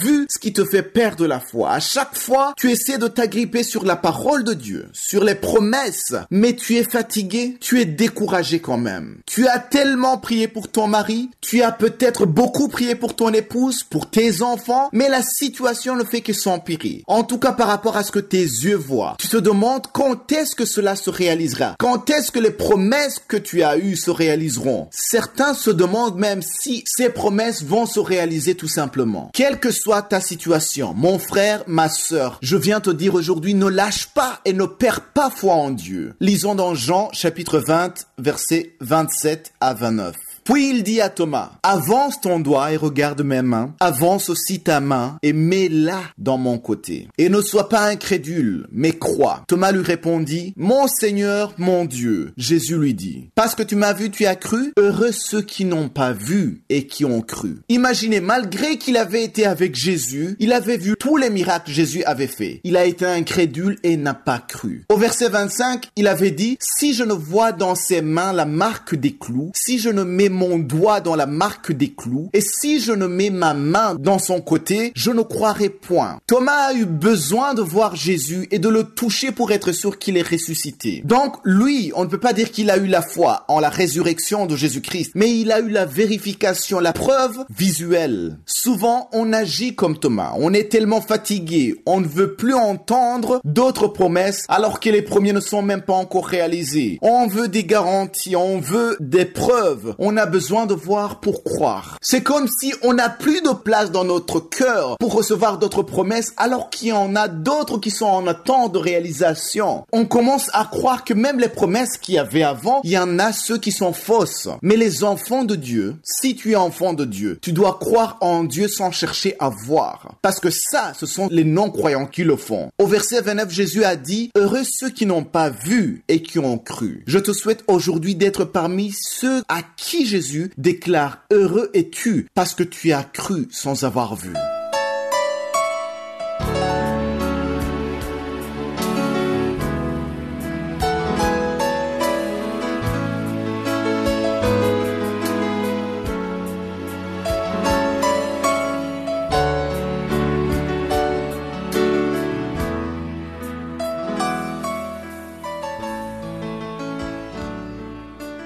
Nous sommes maintenant dans le moment réservé à l'enseignement et nous continuons avec l'enseignement que j'ai intitulé le Père de notre Seigneur. Hier, je vais terminer en vous disant que nous allons parler de comment approcher Dieu, comment demander, parce que pour demander, il faut d'abord approcher la personne que tu veux demander. Je sais que toute personne qui m'écoute maintenant a besoin. Tu veux quelque chose venant de Dieu. Tout le monde, même celui qui est le plus riche, qui a les moyens, c'est vrai, tu es béni, mais il y a quelque chose qui manque. On a toujours besoin de quelque chose venant de Dieu. Et pour atteindre Dieu, il y a un chemin. Si par exemple tu veux aller rencontrer un président d'un pays ou un ministre ou un gouverneur, tu peux pas juste le voir comme ça. Il y a un protocole, il y a un chemin à suivre. De la même façon qu'il y a un protocole pour approcher et atteindre un homme important, il y a un protocole pour atteindre Dieu le Père. Si vous lisez dans Jean 14, verset 4, Jésus a dit, vous savez où je vais et vous en savez le chemin. Parce que Jésus a parlé à un Simon qui savait le chemin. Et Thomas lui a répondu au verset 5 en disant, Seigneur,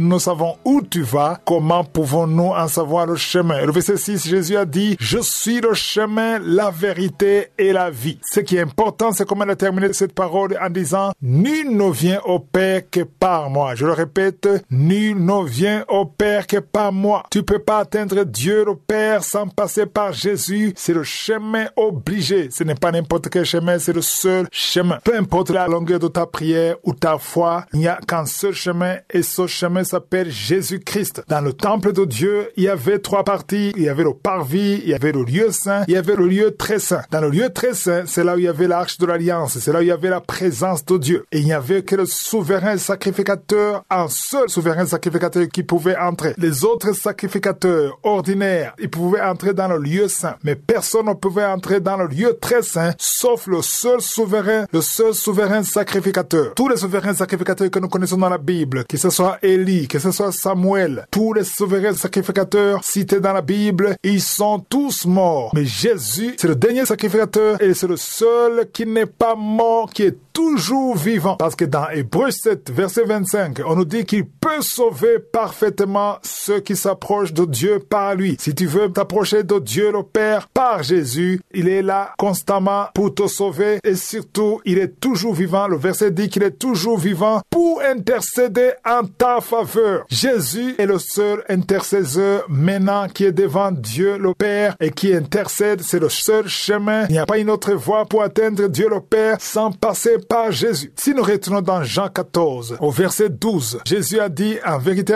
je vous le dis, c'est lui qui croit en moi fera aussi les œuvres que je fais. Il en fera de plus grandes parce que je m'en vais au Père. Jésus est allé au Père et dit, si tu crois en lui, tu feras des choses que même Jésus n'a pas faites. Pourquoi? Parce que Jésus est maintenant auprès du Père. Il a opéré pendant 3 ans. Il a fait des miracles. Il a délivré beaucoup de personnes pendant 3 ans. Jésus avait seulement 3 ans. Mais le reste, il est allé continuer de le faire à partir du trône à la droite du Père. Maintenant, Jésus est en train d'opérer. Donc, il n'a pas arrêté. Il a arrêté dans la chair, dans le corps, mais il a quitté le corps. Il est assis à la droite du Père et il continue de faire des miracles à travers ses serviteurs. C'est pour ça qu'il dit que celui qui croit en lui fera aussi des choses plus grandes qu'il n'a pas faites. En fait, c'est lui toujours qui le fait. Même si Dieu te donne un don, par exemple de guérison, tu pries pour les malades, des maladies incurables, ils guérissent, c'est Jésus qui est en train de le faire. Et il dit qu'il y a des choses qu'il n'a pas fait que les autres feront. Par exemple, aujourd'hui, tu peux prier pour quelqu'un à travers un audio et à distance sur un autre continent et la personne est guérie. Jésus n'a jamais fait ça sur la terre, mais il le fait maintenant à travers toi. Donc Jésus continue de faire des miracles, même aujourd'hui, à travers ses serviteurs. Le verset 13, il dit, et tout ce que vous demanderez à mon nom, je le ferai afin que le Père soit glorifié dans le Fils. Je vais continuer à expliquer cela dans Kanguka de demain, mais ce qu'il faut comprendre, c'est que même si Jésus n'est pas ici sur la terre, il a continué à faire tout ce qu'il fait à partir de là où il est sur le trône à la droite du Père. C'est pour cela qu'il a dit à ses disciples, encore un peu de temps vous ne me verrez plus et encore un peu de temps vous me verrez. Il a dit ça dans Jean 16, verset 16. Il voulait dire que même s'il part, il continue à opérer à partir du ciel.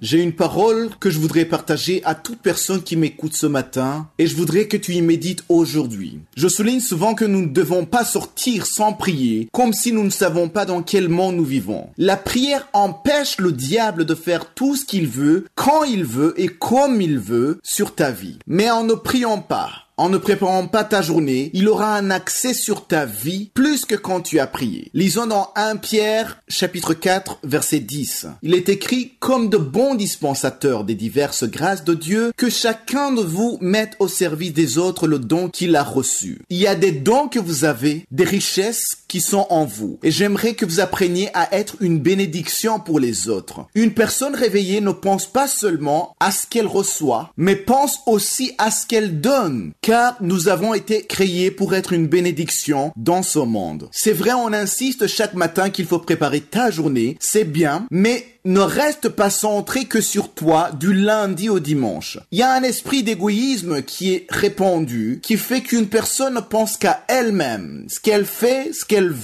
veut voir. Une personne dira « J'ai investi mon temps, ma sueur, mon argent, et les autres veulent profiter de mon dur labeur, qu'ils se débrouillent. » C'est comme si elle considère que les autres ont été fainéants, tandis que elle a beaucoup travaillé, elle a été assidue sur son travail ou ce qu'elle voulait voir. Pourtant, nous venons de lire que les dons reçus, c'est-à-dire ça a été reçu, ce n'est pas seulement les dons spirituels décrits dans la Bible, mais tout don que tu as, tu l'as reçu. Même si tu te dis que tu es né avec ses capacités supérieures, etc. C'est parce que Dieu l'a permis, Dieu te l'a accordé. Paul a dit, qu'as-tu que tu n'aies pas reçu? Et si tu l'as reçu, pourquoi te glorifies-tu comme si tu ne l'avais pas reçu? C'est-à-dire tout ce que tu as, tu l'as développé sur la terre, tu as reçu une éducation, tu as reçu un encadrement, et ça fait que aujourd'hui tu excelles plus que les autres dans tel ou tel autre domaine. Les dons que Dieu nous donne doivent être au service des autres. Cherche à être une bénédiction pour une personne ou deux aujourd'hui, ou au moins pendant la semaine si tu es très occupé. Tu peux donner à quelqu'un une parole, tu peux l'aider de telle ou telle autre manière. Il faut apprendre à être une bénédiction pour les autres, une solution pour les autres. Ne soyons pas des problèmes pour les autres. Il y a beaucoup de personnes qui sont des problèmes, des fardeaux là où ils sont, dans leur entourage, dans leur famille. Mais une personne réveillée doit être une bénédiction pour les autres. Notre Père Céleste aime que nous soyons une bénédiction pour les autres. Il serait dommage de sortir de chez toi, d'aller au travail, de vaquer à tes activités et que personne ne profite jamais de la richesse que Dieu a déposée en toi. Ne sous-estime pas ce que tu peux faire. Même aider une personne à porter ses courses en venant du marché, c'est être une bénédiction. Aider une personne à traverser la rue, c'est être une bénédiction. Tu peux appeler ou encourager une personne qui traverse des moments difficiles, la consoler, aller lui rendre visite, c'est être une bénédiction. Regarde cette personne que tout le monde évite et va vers elle. Témoigne-lui l'amour de Dieu, montre-lui l'amour de Dieu. Donne-lui l'attention que les autres ne lui donnent pas. Montre-lui qu'elle a de la valeur. Vous voyez, être une bénédiction pour une personne n'est pas seulement lui donner de l'argent, lui donner quelque chose de palpable. C'est aussi dans le geste, c'est aussi dans l'attitude. Ça demande juste un cœur bien disposé qui veut bénir les autres. Et le reste, Dieu t'inspirera et te dira quoi faire. Ça ne demande pas beaucoup de choses. Alors en préparant ta journée, demande à Dieu de te permettre aujourd'hui d'être une bénédiction, une solution pour quelqu'un. C'est ça, être enfant de Dieu. Quand tu seras en train de préparer ta journée, demande à Dieu d'amener dans ta vie des personnes ou une personne pour qui il veut que tu sois une bénédiction aujourd'hui. Ne soyons pas égoïstes, ne pensons pas qu'à nous-mêmes. Suivons l'exemple de Jésus-Christ, partout où il allait, il était une solution. Je déclare que tu sois une solution dans ton travail, dans ta famille et dans ton entourage.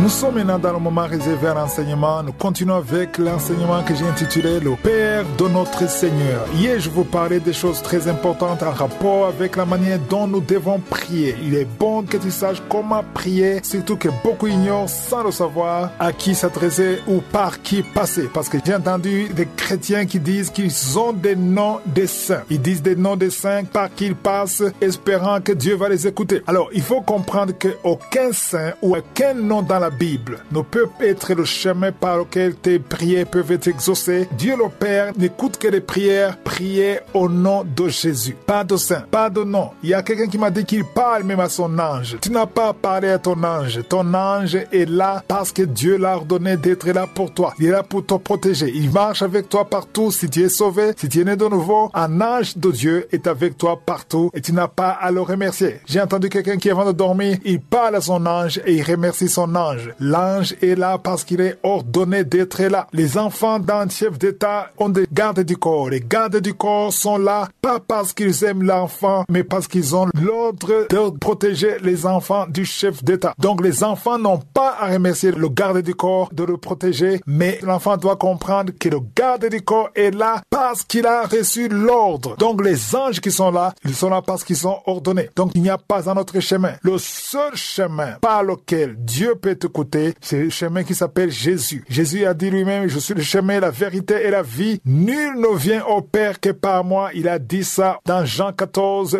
verset 6. Il y a d'autres qui passent par d'autres noms, des noms des saints, des noms tirés de la Bible. Quand tu leur dis que ce n'est pas vrai, que Jésus est le seul chemin, ils te disent qu'ils prient et qu'ils sont exaucés. Et quand ils disent qu'ils sont exaucés, ils ne mentent pas. Il y a ceux qui sont exaucés, ils prient en passant par un autre nom qui n'est pas Jésus et il a la chose qu'il a demandé. Et j'aimerais dire à toute personne qui demande en passant par un autre nom qui n'est pas Jésus, il faut savoir que ce n'est pas Dieu le Père qui t'a exaucé. La chose, oui, tu l'as eu, je ne conteste pas. Mais même si tu l'as eu, ce n'est pas Dieu le Père qui te l'a donné. Parce que Dieu le Père exauce la prière, prier au nom de Jésus uniquement. Tu pourras me demander, mais pourquoi alors Dieu exauce? D'abord, ce n'est pas Dieu qui exauce. Ils ont eu ça, mais ce n'est pas Dieu qui exauce. Dieu exauce la seule prière, prier au nom de Jésus. Il y a beaucoup de religions qui font des miracles. J'ai vu des témoignages des gens qui ont eu des guérisons extraordinaires par des bouddhistes ou par d'autres religions qui ne parlent pas de Jésus. On voit des miracles réels. Ce n'est pas qu'ils mentent. Ils ont ces miracles. Mais ce n'est pas étonnant parce que le diable aussi a le pouvoir de faire des miracles. Souvenez-vous de Moïse et d'Aaron. Ils ont fait un miracle. La verge a été transformée en serpent devant le pharaon. Mais les serviteurs de pharaon, ils avaient une autre puissance qui ne vient pas de Dieu le Père, mais ils ont fait exactement la même chose. C'est-à-dire, leurs verges ont été transformées en serpent. Donc, le miracle ne veut pas dire que ça vient de Dieu. Le fait que tu demandes et que tu as la chose, ça ne veut pas dire que c'est Dieu qui t'a donné. Pour être sûr que c'est Dieu le Père qui t'a donné, il faut demander au nom de Jésus. Si tu ne demandes pas au nom de Jésus, c'est une autre force ou c'est un autre Dieu, P minuscule, mais pas Dieu le Père. Parce que Dieu le Père exauce les prières priées au nom de Jésus. Donc les miracles ou les réponses aux prières ne signifient pas forcément que c'est Dieu qui t'a donné. Parce que Dieu le Père a un seul chemin. Jésus a dit, nul ne vient au Père que par moi. Donc là, il n'y a pas à aller à gauche, à droite. Nul ne vient au Père que par moi. Autrement dit, tu ne peux rien avoir venant du Père que par Jésus. Même dans 1 Timothée 2, verset 5, Paul a dit qu'il y a un seul Dieu, un seul médiateur entre Dieu et les hommes, et c'est Jésus-Christ. Revenons maintenant dans Jean 14. Jean 14, verset 13. Jésus a dit que tout ce que vous demanderez en mon nom, je le ferai afin que le Père soit glorifié dans le Fils. Alors là, il faut bien comprendre que Jésus nous montre le protocole. On demande à qui? On demande à Dieu le Père. En quel nom? Au nom de Jésus. Qui va t'exaucer? C'est Jésus qui t'exauce. Parce qu'il a dit, je le ferai. Donc, on demande au Père et Jésus le fait. Le Père est glorifié dans le Fils. Donc, Dieu le Père est glorifié dans Jésus, c'est-à-dire dans le Fils. C'est ça le protocole de Dieu et il faut le comprendre quand tu demandes et savoir que tu demandes à Dieu le Père au nom de Jésus et Jésus le fera et quand il le fera, Dieu le Père sera glorifié dans le Fils. Tout c'est pour la gloire de Dieu le Père. Ça c'est très important. Nous avons vu qu'aujourd'hui ce n'est pas évident, ce n'est pas facile dans l'église. On voit que les chrétiens deviennent de plus en plus égoïstes et c'est normal, nous sommes dans les derniers jours, mais nous essayons de rester dans la parole de Dieu, selon la pensée de Dieu. Un enfant de Dieu est censé se réjouir avec ceux qui se réjouissent et pleurer avec ceux qui pleurent. Nous avons lu ça dans Romains 12, verset 15, où il est dit, réjouissez-vous avec ceux qui se réjouissent et pleurez avec ceux qui pleurent. C'est très important de comprendre qu'il y a trois esprits l'esprit qui domine dans l'église aujourd'hui. En plus de l'impudicité, il y a aussi l'esprit de jalousie, l'esprit de haine et l'esprit de division. Ces trois choses sont visibles dans l'église. La jalousie, la haine et la division. Ça ne devrait pas être le cas. Quand je parle de division, je ne parle pas seulement de division liée à la race ou à l'ethnie, aux tribus, mais je parle des groupes qui se forment dans l'église. On trouve qu'il y a un groupe qui soutient telle personne, tel pasteur, et le diable sait toujours comment créer des divisions au milieu des enfants de Dieu. Mais pourquoi y a-t-il toujours des divisions dans l'église malgré qu'on a accepté Jésus comme notre Seigneur et Sauveur? Parce que les chrétiens ne sont pas transformés, il n'y a pas de changement de mentalité. Voilà pourquoi nous devons en parler régulièrement. Il faut que la mentalité change. Tu peux être sauvé, tu acceptes Jésus, mais tant que ta mentalité n'a pas changé, il y a beaucoup de choses qui ne changeront pas en toi. Jeudi dernier, j'ai terminé en disant que tu ne peux pas vraiment te réjouir avec ceux qui se réjouissent si tu n'as pas encore compris le premier commandement et le deuxième commandement. Il y a le premier commandement et le deuxième commandement, et Jésus a dit que le deuxième est aussi important que le premier. Lisons dans Marc chapitre 12, verset 28. Marc chapitre 12, verset 28. Il est dit, il y a un des scribes qui les avait entendus discuter, sachant que Jésus avait bien répondu aux Sadducéens, il s'approcha et lui a demandé, quel est le premier de tous les commandements? Jésus a dit, voici le premier commandement, tu aimeras le Seigneur ton Dieu de tout ton cœur, de toute ton âme, de toute ta pensée et de toute ta force. Et au verset 31, il a dit, voici le second. Et dans d'autres versions, on dit que c'est le second. Il a dit que le second est aussi important que le premier. Il a dit, tu aimeras ton prochain comme toi-même. Il n'y a pas d'autre commandement plus grand que ceux-là. C'est deux, le premier et le deuxième. Donc, tous les commandements sont basés sur les deux premiers, c'est-à-dire le premier et le deuxième. Mais aujourd'hui, je vais parler sur le deuxième. Tu aimeras ton prochain comme toi-même. Donc, la parole de Dieu ne te dit pas que tu dois pas t'aimer. S'aimer, c'est naturel. Tout le monde aime sa personne. Donc, tu aimerais avoir les belles choses, tu aimerais être confortable, tu veux être en bonne santé, c'est normal. Mais la parole de Dieu te demande de souhaiter la même chose pour l'autre. Là où tu ne sens rien, là où tu n'as pas ton intérêt, mais tu souhaites à l'autre ce que tu aimerais que ce soit le cas pour toi. Donc, ça dit qu'il faut partager le même besoin pour l'autre. Il faut souhaiter le même besoin que tu as pour toi, mais pour l'autre. C'est tout à fait normal de s'aimer. Tout le monde s'aime, c'est normal. Mais la parole te demande de souhaiter à l'autre ce que tu souhaites pour toi. C'est ça. Si tu parviens à souhaiter à l'autre ce que tu aimerais que ça arrive pour toi, là, ça veut dire que tu as changé de mentalité. Tu ne peux pas souhaiter que ton enfant meure. Et si tu vois qu'un frère dans le Seigneur qui a perdu un enfant, un ami qui a perdu un enfant, et si tu vas soutenir son frère qui a perdu son enfant, tu dois te mettre d'abord à sa place. Toi, tu as un enfant, tu t'imagines si tu avais perdu ton enfant, comment te sentirais-tu? C'est là où tu comprendras la souffrance de l'autre. Souvent, nous n'avons pas de compassion parce qu'on ne sait pas de nous mettre à la place de l'autre. Si tu vas visiter un frère ou une sœur qui a perdu son enfant et que toi aussi tu as un enfant, tu peux essayer de sentir la souffrance de l'autre en imaginant comment tu te sentirais si tu avais perdu ton enfant. Là, tu vas vraiment encourager ton frère parce que tu comprends ce qu'il vit. Mais aujourd'hui, ce n'est plus le cas. Dans les deuils, c'est comme c'est la fête, c'est la joie. Je ne vous demande pas d'aller pleurer dans les deuils. Je vous demande d'aller consoler avec un cœur du Seigneur. Console ton frère en sentant réellement ce qu'il ressent. Aujourd'hui, dans l'église, il y a ceux qui n'ont pas où dormir, n'ont pas de quoi manger. Et tu vois ça. Les chrétiens sont devenus insensibles. La parole de Dieu dit que nous ne devons pas considérer nos propres intérêts, mais aussi considérer les intérêts des autres. Ça n'existe plus dans l'église. Chacun pour soi. Cet esprit de chacun pour soi doit sortir de l'église. Ce n'est pas ça la mentalité d'un enfant de Dieu. La mentalité doit changer. Par exemple, tu es une fille, tu es en train de prier pour un mariage et tu vois une autre fille dans la même église qui a un fiancé qui vient témoigner et tu dis gloire à Dieu, mais au fond tu n'es pas contente pour elle parce que tu aimerais que ce soit toi. Tu te demandes pourquoi elle et ne pas moi. C'est ça la mentalité qui doit changer. Ce que tu ne comprends pas, c'est qu'en te réjouissant de la bénédiction de l'autre, tu ouvres la porte pour ta future bénédiction et c'est ça que beaucoup de chrétiens ne comprennent pas. Si je suis le vœu, je vais continuer à en parler jeudi prochain.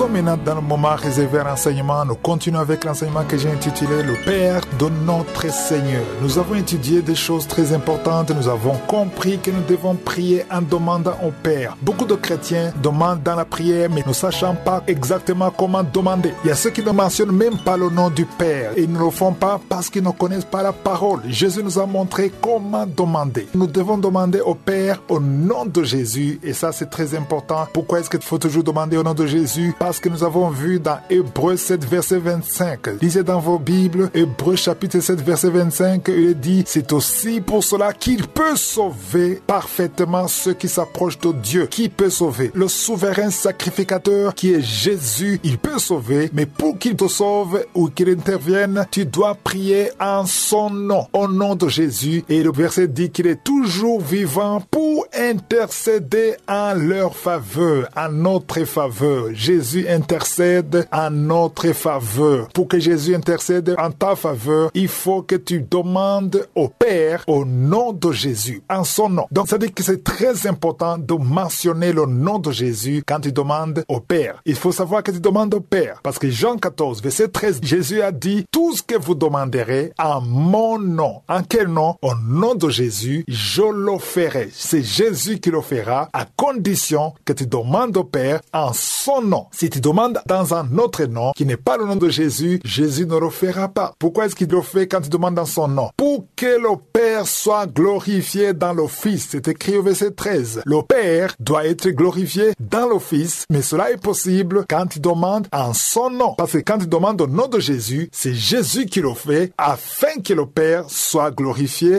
dans Jésus qui est le Fils. Et le verset 14 dit, si vous demandez quelque chose en mon nom, je le ferai. Pourquoi on met le si? Le si, ça veut dire c'est une condition. La condition pour que Jésus le fasse, c'est que tu dois demander au Père au nom de Jésus. En tant que souverain sacrificateur qui est constamment devant le Père, qui intercède pour nous, il va présenter tes requêtes devant Dieu. Ça dit qu'il faut demander au nom de Jésus. C'est impératif que tu demandes au nom de Jésus. Il y a ceux qui demandent dans d'autres noms, des noms des saints, des noms qui sont dans la Bible. Peu importe le nom qui est dans la Bible, mais ça doit être le nom de Jésus. Parce que Dieu écoute la prière priée au nom de Jésus. Pourquoi? Parce que c'est le seul qui n'a pas péché, qui a vécu sur la terre, qui n'a pas péché. Tous ceux qui sont mentionnés dans la Bible, tous les noms que tu connais dans la Bible, tous, sans exception, ont péché. Mais Jésus, c'est le seul qui n'a jamais péché. Voilà pourquoi son sang est précieux. Nous sommes justifiés par son sang. Voilà pourquoi sa prière est d'une grande valeur aux yeux de Dieu, parce que c'est le seul qui n'a jamais commis de péché. Tous les noms que tu peux mentionner dans la Bible, ils ont péché. Les personnes que tu peux mentionner, ils ont péché. Donc c'est le seul Jésus, souverain sacrificateur, qui est accepté. Et ça, c'est très important. Et le verset 13 dit, Jésus le fera pour que le Père soit glorifié dans le Fils. On voit la gloire de Dieu le Père. Dieu est toujours jaloux quand il s'agit de sa gloire. Dieu aime tellement sa gloire. Si tu veux que Dieu soit glorifié, il faut demander au Père au nom de Jésus. Si tu demandes dans d'autres noms, tu peux être exaucé peut-être, mais ce n'est pas le Père qui te l'a donné et ce n'est pas Jésus qui l'a fait. C'est ça. Quand c'est Jésus qui le fait, il faut respecter le protocole. C'est-à-dire, il faut demander au Père au nom de Jésus. Il y a des chrétiens qui ne mentionnent même pas le Père dans la prière. On ne parle pas du Père du tout. Alors que Jésus nous a montré comment prier en disant notre Père qui est aux cieux. Donc le Père est très important, mais surtout au nom de Jésus. Et c'est Jésus qui le fait à condition que tu le demandes en son nom. Je vais être clair que si tu demandes pas une autre voie, peut-être tu ne faisais pas ça, tu ne demandais pas au Père au nom de Jésus, et je ne dis pas que Dieu ne t'entend pas. Ce n'est pas ce que j'ai dit. Mais je dis que si tu demandes selon ce que Dieu veut, ce que la parole de Dieu nous demande, ce que Jésus nous a dit, la prière aura un grand impact. Pourquoi est-ce que j'insiste sur le fait de demander au Père? Parce que nous aussi, c'est notre Père. Souvenez-vous, Jésus a dit, notre Père qui est aux cieux. La parole de Dieu dit que nous sommes co-héritiers avec Christ. Ça dit que nous héritons avec Christ la grâce qui vient du Père. Tout ce que tu demanderas au Père au nom de Jésus, Jésus le fera pour que le Père soit glorifié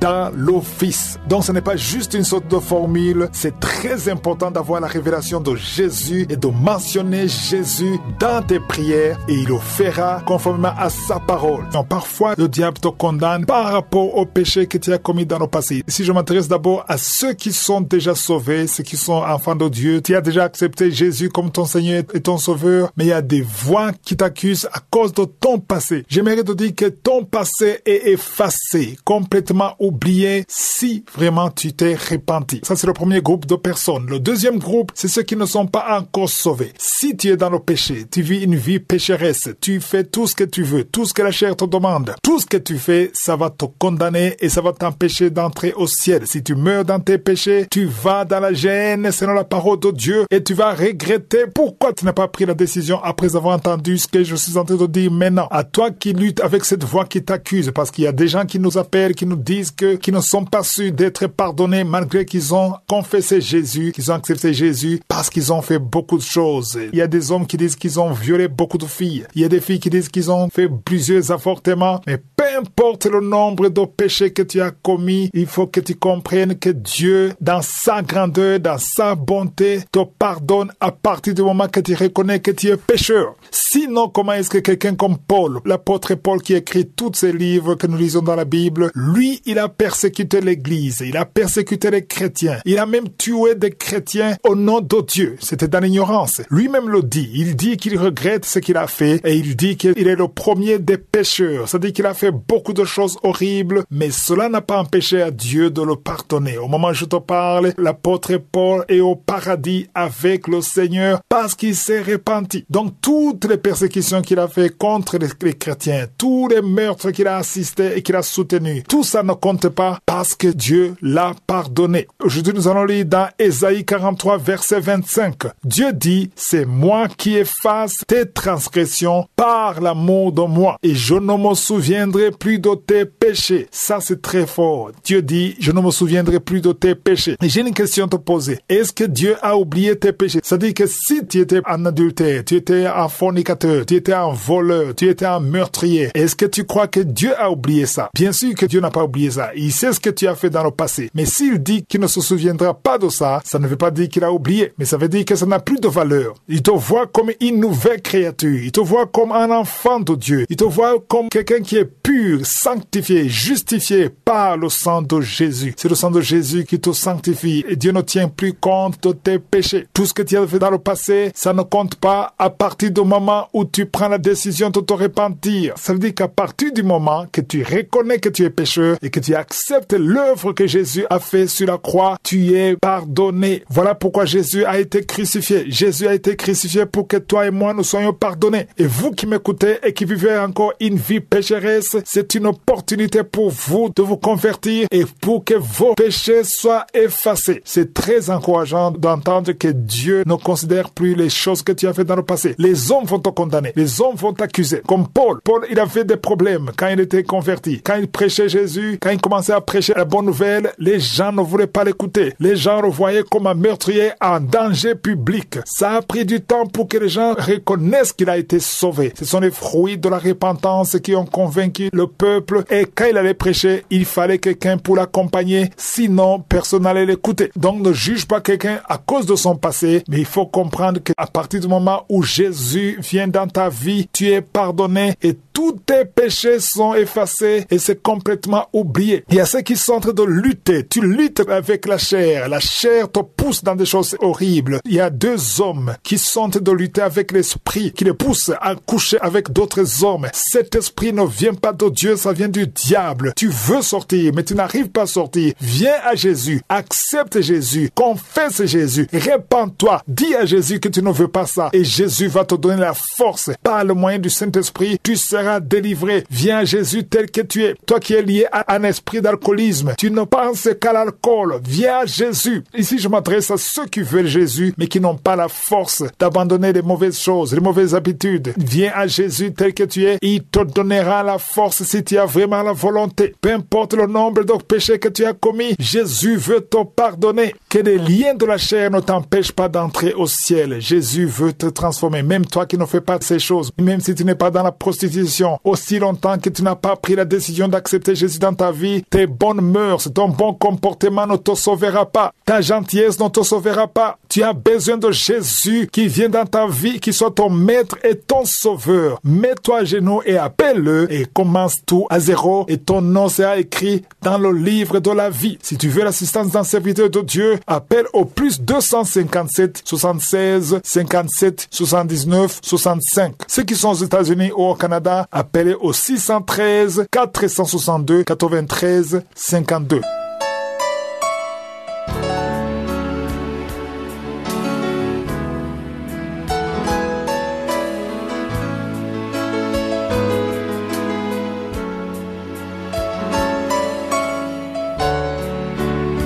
Nous sommes maintenant dans la deuxième partie, c'est-à-dire le moment de l'enseignement. Nous continuons avec l'enseignement que j'ai intitulé « Le Père de notre Seigneur ». Un enseignement très puissant. Ça nous aide à savoir comment prier avec efficacité. Hier, je vous montrais encore comment prier, que nous devons prier en demandant au Père au nom de Jésus. Ça, c'est très important. Je crois qu'on a vraiment compris, mais je dois ajouter quelque chose. Même si tu demandes à Dieu le Père, parce que demande au Dieu le Père, et c'est le Fils qui le fait. C'est le Fils qui agit, mais on demande au Père. Pourquoi c'est le Fils? Pour que le Père soit glorifié dans le Fils. Donc tout ça, c'est pour qu'il y ait la gloire de Dieu. C'est ce que nous avons vu dans Jean 14, verset 13. Tout ce que vous demanderez à mon nom, je le ferai. C'est qui le fera? C'est Jésus. Afin que le Père soit glorifié dans le Fils. Il a insisté au verset 14 en disant, si vous demandez quelque chose à mon nom, je le ferai. Donc ça dit que si tu demandes quoi que ce soit au nom de Jésus, en demandant au Père, Jésus le fera. Mais s'il y a quelque chose de très important à savoir, n'oubliez pas que nous devons demander ce qui est conforme à la volonté de Dieu. Parce que l'important, ce n'est pas de demander au nom du Fils. Tu peux demander au nom du Fils quelque chose qui n'est pas conforme à la volonté de Dieu. Jésus ne le fera pas. Jésus fait tout ce qui est conforme à la volonté de Dieu. Tout ce que demandera au Père, ça doit forcément être conforme à la volonté de Dieu. Souvenez-vous du point de la devise de Kanguka qui dit « Acceptez la volonté de Dieu même si elle est différente de la nôtre ». C'est ça qui est très important. Si vous avez lu l'histoire de David et Goliath, quand David a tué Goliath, il a même coupé sa tête. Tout le monde a acclamé. Tout le monde était impressionné. Un petit garçon qui tue le géant Goliath. Qu'est-ce qui s'est passé après? À la fin, le roi Saul, il a demandé en insistant, en disant, qui est le père de ce jeune homme? Qui est le père de David? Il ne voulait même pas demander le nom de David. Il voulait connaître le nom de son père. Pourquoi? Parce que quand David a gagné, il a fait des exploits, toute la gloire s'est dirigée vers son père. Parce que lui, c'était un petit jeune, personne ne s'intéressait à lui. Malgré qu'il a fait des exploits, on voulait savoir qui est son Père. C'est la même chose aujourd'hui. Tout ce que nous demandons à Dieu, Jésus le fait, mais la gloire vient au Père pour que le Père soit glorifié dans le Fils. C'est pour cela que j'insiste beaucoup sur la partie de Fils. Nous avons vu dans Ésaïe 9, verset 6, quand Ésaïe prophétisait la venue de Jésus, il a dit « Un enfant nous est né ». J'ai déjà parlé de ça. Et il a aussi ajouté « Un fils nous est donné ». C'est la partie de Fils qui nous intéresse. Parce qu'un enfant nous est né, c'est une bonne chose, mais tant que l'enfant n'est pas fils, on ne peut rien gagner. Ça ne nous arrange pas. Il faut que l'enfant devienne le fils. Parce que quand tu deviens le fils, tu as l'héritage, tu as le pouvoir, tu as l'autorité. Donc, dans certaines versions bibliques, on ne parle pas de fils, on parle d'enfant. Comme dans ma langue, le Kirundi, on parle souvent enfant. Mais ce n'est pas enfant. La bonne traduction, c'est fils. Parce que c'est le fils qui a eu le pouvoir, qui a l'héritage. Et ce qui est important, c'est de savoir que tout ce que tu demandes à Dieu, si tu ne passes pas par le nom de Jésus, tu perds ton temps. Je connais ceux qui mentionnent d'autres noms, les noms des saints, les noms bibliques. Ça ne marche pas, même si tu es exaucé. Là, je dois insister en te disant que l'exaucement n'est pas la preuve que tu as demandé, que c'est Dieu le Père qui te l'a donné. Dieu le Père te donnera tout ce que tu demanderas au nom de Jésus. Si tu demandes en passant par un autre nom, même si c'est un nom biblique, ce n'est pas Dieu le Père qui t'a exaucé. J'ai vu des non-chrétiens qui ne mentionnent même pas le nom de Jésus, qui ne croient même pas en la Bible, qui ont d'autres religions et qui sont exaucés. Beaucoup de choses qu'ils demandent, ils ont l'exaucement. Et cela n'est pas étonnant, parce que même dans la Bible, on a vu que quand le bâton de Moïse et d'Aaron a été transformé en serpent, les serviteurs de Pharaon ont imité le miracle de Dieu. Et quand les bâtons des serviteurs de Pharaon, qui avaient la puissance de Satan, ils ont transformé leur bâton, leur verge en serpent, ce n'est pas Dieu le Père qui a fait le miracle. Le miracle est venu d'une autre force qui n'est pas de Dieu le Père. Donc si tu pries dans un autre nom, tu peux être exaucé, mais ça ne veut pas dire que c'est Dieu le Père qui t'a exaucé. Mais si tu demandes quelque chose au nom de Jésus, sans utiliser un autre nom, mais au nom de Jésus, et que tu es exaucé, tu peux être sûr à 100% que c'est Dieu le Père qui t'a exaucé. Et quand c'est Dieu le Père qui t'exauce, tu es béni parce que l'exaucement de Dieu le Père est béni, est couvert et protégé. Il y a l'assistance des anges de Dieu. Les anges de Dieu assistent existe la bénédiction qui vient de Dieu le Père. Donc, il n'y a aucun autre nom par lequel tu peux être exaucé en priant, en demandant Dieu le Père, si ce n'est que le nom de Jésus. Quelque chose de très fascinant. En ce qui concerne la prière,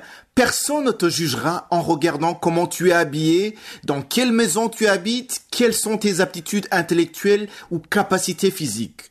Quand on parle de la prière, c'est toi qui communiques avec Dieu. Et ça, il n'y a personne qui peut le juger. Ça ne se juge pas sur ce que tu peux ou ne pas faire dans la vie quotidienne.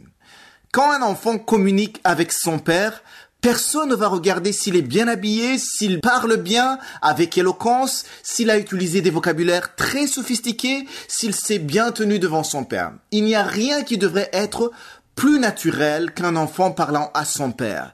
Il ne devrait pas y avoir beaucoup de protocoles. De même, quand tu parles à ton Père Céleste, l'Éternel Tout-Puissant, tu ne devrais pas mettre beaucoup de formules et de protocoles.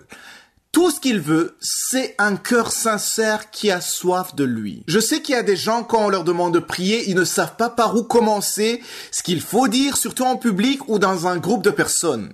Comme je viens de le dire, la prière ne nécessite pas beaucoup de protocoles et personne ne doit te juger quand tu pries. Quand tu ne sais pas par où commencer, quand tu ne sais pas quoi dire, commence par rendre grâce à Dieu. Rends grâce à Dieu pour son amour, pour sa miséricorde. Adore le Créateur du ciel, de la terre, de la mer et de tout ce qui s'y trouve. Élève le nom du Dieu d'Abraham, d'Isaac et de Jacob. Dis-lui qu'il est incomparable, nul n'est comme lui. Glorifie le roi des rois, le seigneur des seigneurs, le créateur du visible et de l'invisible. Si tu commences à l'adorer, à l'élever ainsi, tu ne manqueras plus quoi dire dans la prière. Quand on dit qu'il faut prier tous les jours, tu peux te demander, mais comment est-ce que j'aurai quelque chose à dire tous les jours? Mais cela est possible. Lisons dans Éphésiens chapitre 5, verset 20. Il est écrit, rendez continuellement grâce pour toutes choses à Dieu le Père, au nom de notre Seigneur Jésus-Christ. L'apôtre Paul a dit qu'il faut rendre continuellement grâce pour toutes choses à Dieu. Ici, il y a deux choses qu'il faut comprendre. La première chose, c'est continuellement. La définition de continuellement, c'est sans cesse, sans relâche. Donc, ce n'est pas seulement rendre grâce à Dieu tous les jours, mais ça peut être aussi fait plusieurs fois dans la journée. La deuxième chose, c'est pour toutes choses. La partie qui dit pour toutes choses.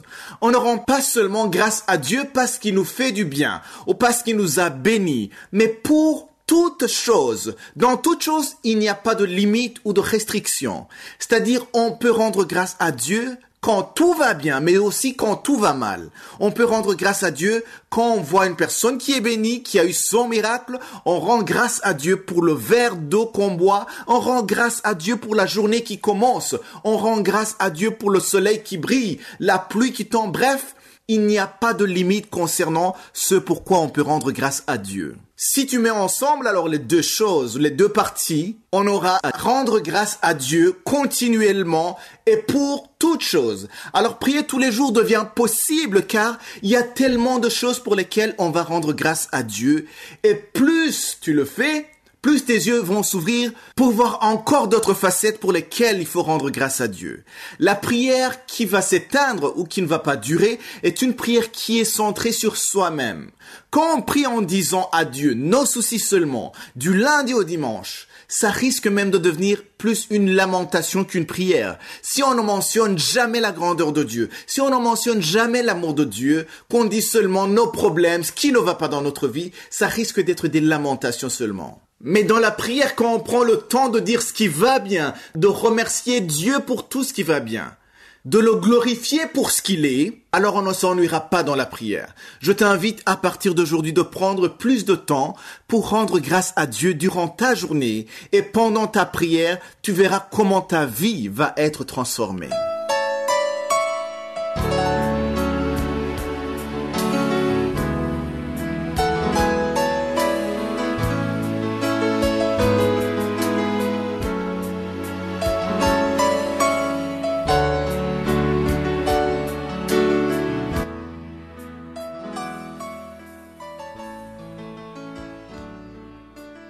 Nous sommes maintenant dans le moment réservé à l'enseignement. Nous continuons avec l'enseignement que j'ai commencé le 3 mars. Ça fait déjà 2 semaines. Si tu es nouveau dans l'émission Kanguka, va dans les archives et cherche le 3 mars. Le titre de l'enseignement, c'est le Père de notre Seigneur. Pour ceux qui ont commencé avec moi, j'essaie de vous expliquer que c'est très important de savoir comment prier, qu'il y a un protocole, mais ça ne veut pas dire que si tu ne suis pas le protocole de la Bible, ça ne veut pas dire que Dieu ne te répond pas. Ça, je l'ai précisé, mais c'est toujours important de savoir comment prier selon la parole de Dieu.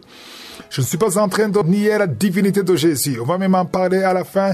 Mais ce que je veux, c'est qu'on puisse prier selon le modèle de Jésus. Jésus nous a montré comment prier.